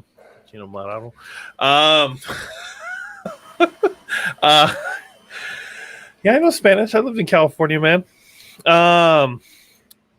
Speaking of community, there is a Discord server for D.A. Roberts, kind of the whole community, anyone. You guys definitely want to check that out. We want to build that up. We need one more. Oh my God! Whoa, one more! But one more like. Okay. Oh, guys, this is it. At 30, we give one out. Oh my God! I'll come back to Discord in a minute. Oh no! Okay, hold on. Oh my God, we're getting like okay. DA set it off. Richard gave us a like. I gave it a like, and of course, someone on NTV Media gave him a like. Someone. Oh my God. It wasn't me. No, seriously, it wasn't me. I did the like because it shows my name. A bunch of Tom Brady's. Yes, we're goats right here. Okay, folks, we need one more. One more, and we're giving out a $5 card. Let me create another Facebook account. Oh my God, that is funny. All right. Well, while we're waiting on that 30th one, it's gonna happen. Let me try that Discord pitch again. I'm sorry, Josh. That was too we are funny. trying to build a community around the shows, around the books, everyone who enjoys them. Facebook sometimes is real disjointed when it comes to communicating with other community members or getting in touch directly. Sure, the shows are great and we can post on the various pages, but Discord is a wonderful platform for everyone to come together and talk. It's separated into multiple categories to have focused discussions. Be sure to join the DA the Universe Discord server. There's already several people on there. We've got little over almost 20 people at this point. Be sure to come and check it out. I'm going to post the link to join the Discord server in the chat rooms. That's going out to all of them. You can jump in and be a part of the fun. Okay, here's what we're going to do, folks. I have, and thank you for posting that. That is drug induced. I'm sorry. You guys, I want to thank you. I did get the energy from all of you today, knowing what's been going on. But let me go ahead and do it now. I'm gonna do the light. There it is. Roger, look up. Yep, there it is. I think it was me. 31. Oh no, we're at 31 now. Okay, so Emily Lestrange gave us one, and of course I did one for the Nightmare Hunter. Folks, all right, let's do this. Okay, I give me a moment. Josh, I need a number generator, please, because I got to get everyone's name on this. So help me out. Folks, we're going to give out the $5 one. We're at 31. So the last one that I had to pick was D.A. Roberts. Okay, and then I have Richard Sullivan. I should get more emotional. Just kidding. How many what number? How many numbers do you We're want at 31. Obviously, we're gonna take like my name's off the Indian Yeah. Media one. Altar Media, that stuff. So, yeah, we're obviously gonna do those. well, But I'll run it, and if it's one of those, just have us rerun it. yeah, and hold on, I'm gonna do. Oops. Yeah, because I've got Roger D. Noriega, and then I have Roger Noriega. So okay, we're there. All right, so hold on a minute. Let me make sure we're in order. Okay. Okay, I've got everyone in. All right, let's do this. 28. You want me to roll Okay. again? No, wait, hold on. We're at 31. So 31 is me. Emily Lestrange is 30. Roger D. Noriega is 29. Richard Sullivan! He is number 29. Very And, nice. Folks, here it is. Check it out. There's the list. I've been adding everyone to the list so you can see everyone is there. And we just went with that. So that is absolutely awesome. So we're going to be doing this again. This is a lot of fun. 31. I only have one thing to say. Mr. Sullivan, I will get you via... I don't want to do PayPal. I want to do Zelle. But something is mine now. Do I get Remy? Do I get that little thing? Yeah, there it is. That's it. I will But, get I it put in the can't- mail. Folks, it's taken us a little while to get over 28, which was the highest. But again, I now have the highest, 31. But I have the highest because of Josh, DA, Mr. Price, everyone that was on with us. This is just a number that we get to shoot for and now say we want 32. That's all it is. We're flattered. It's awesome. But did it get on my nerves that they cheated I mean, that they had the number for a while? Some dirty pool there.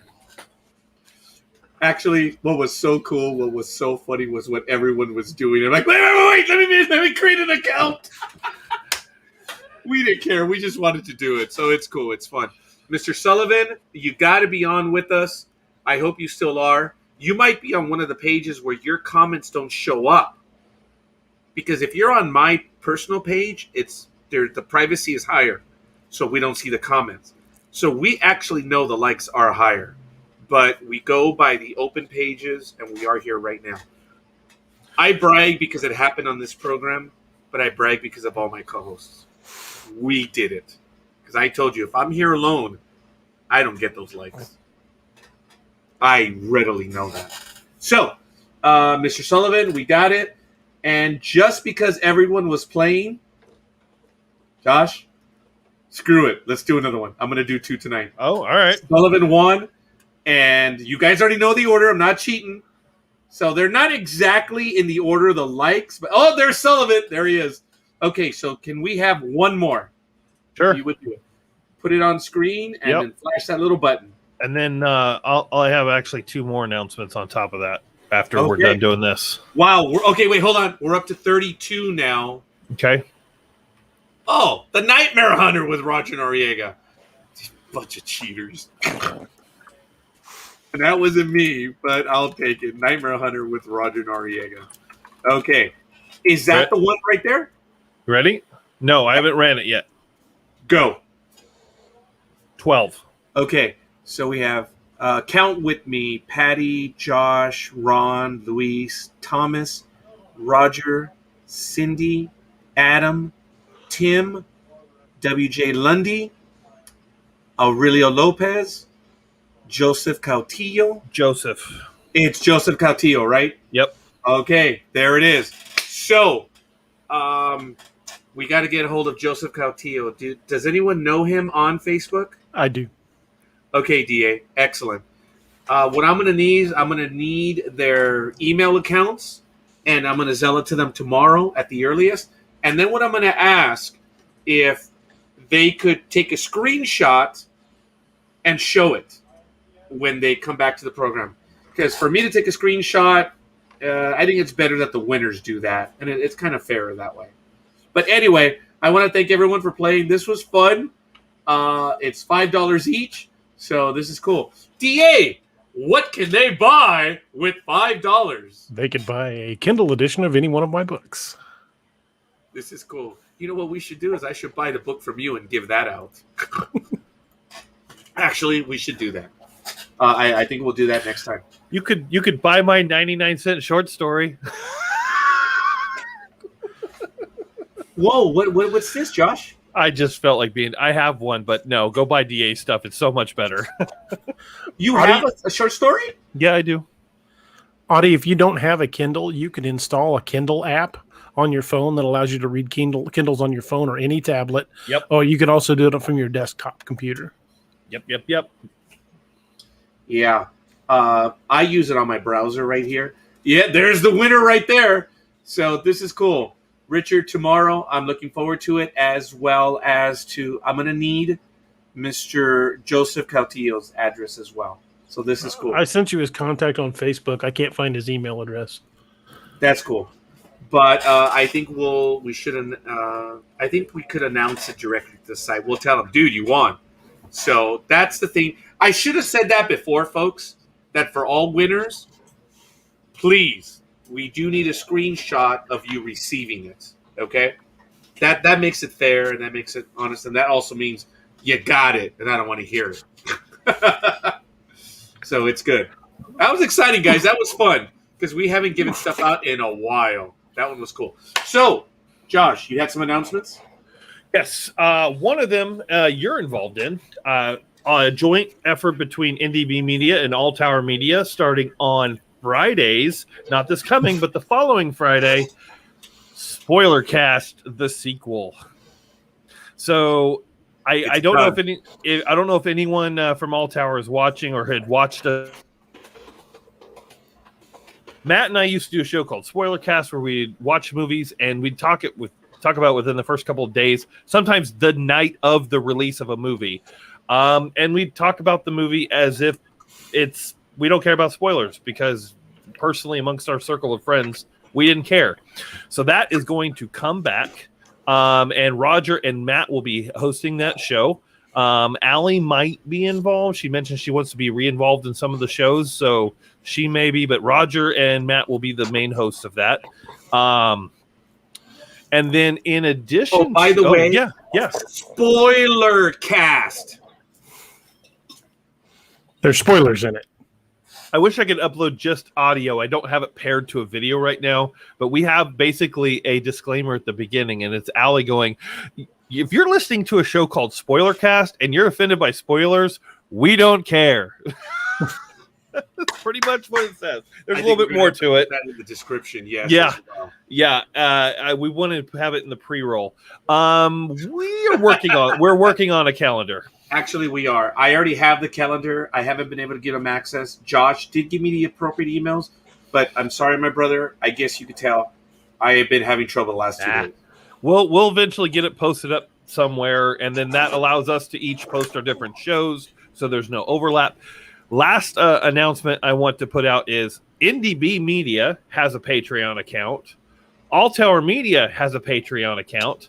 Coming up very soon, D.A. Rogers will be having a Patreon account. Who's Whoa, D.A. Rogers? That was a D.A. Roberts. Clip. I love it. Done. It's not the first time I've done that either. D.A. Roberts. One now. Oh, we need to get on that Photoshop. Just kind of merge your two faces together. Yeah, I know. D.A. Roberts is going to have a Patreon account very soon. And I'm helping him work on it and get it up and going. You guys will have some really kick-ass perks for joining his Patreon. There's some stuff that I want that I might just have to put in on it too. But there's some cool stuff coming down the pipeline for a lot of stuff, and go check out the nightmarehunter.com. Do you know what's funny is I did actually post something somewhere, and Josh just laughed about it because it was an image handwritten. He says, "Yeah, dude, let's do a little more professional." It is, but I did it so everyone could see it.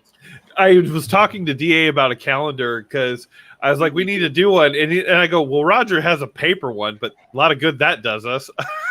I do. I have it. Run the Budweiser commercial one more time. It's not shareable without a photocopier.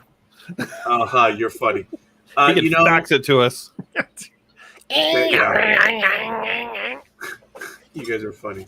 We are going to play the video one more time, and I think that will be our outgo. Folks, it was an emotional video. I love it. It is something that we will play regularly, but it did bring a tear to a real emotional tear. And this is from us to you, to you. It's all of us.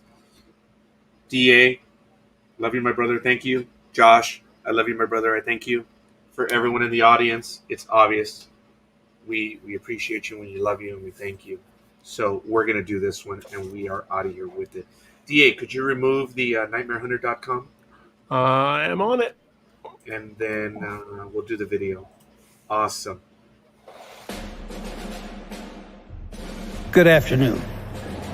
In less than a week, we hope to fire up our grills and launch one of the biggest 4th of July celebrations in the history of the United States.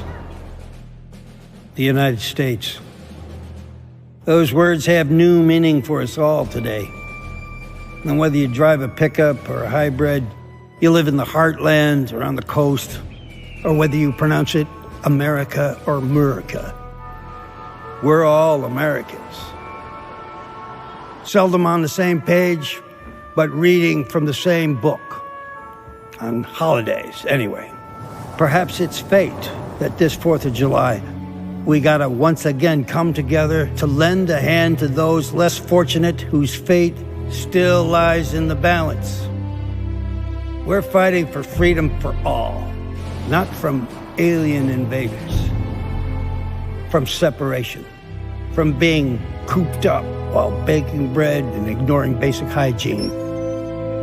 The time has come for us to get fresh, gather the crew, and eat veggie and meat burgers till we sweat.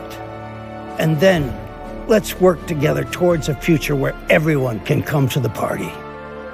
And should we win the day, the 4th of July will no longer be known as an American holiday, but as the day when the world declared in one voice, we will not go quietly into the night. We will fill the sky with so much light and freedom, this thing will rue the day it ever messed with us. Together, we celebrate our Independence Day.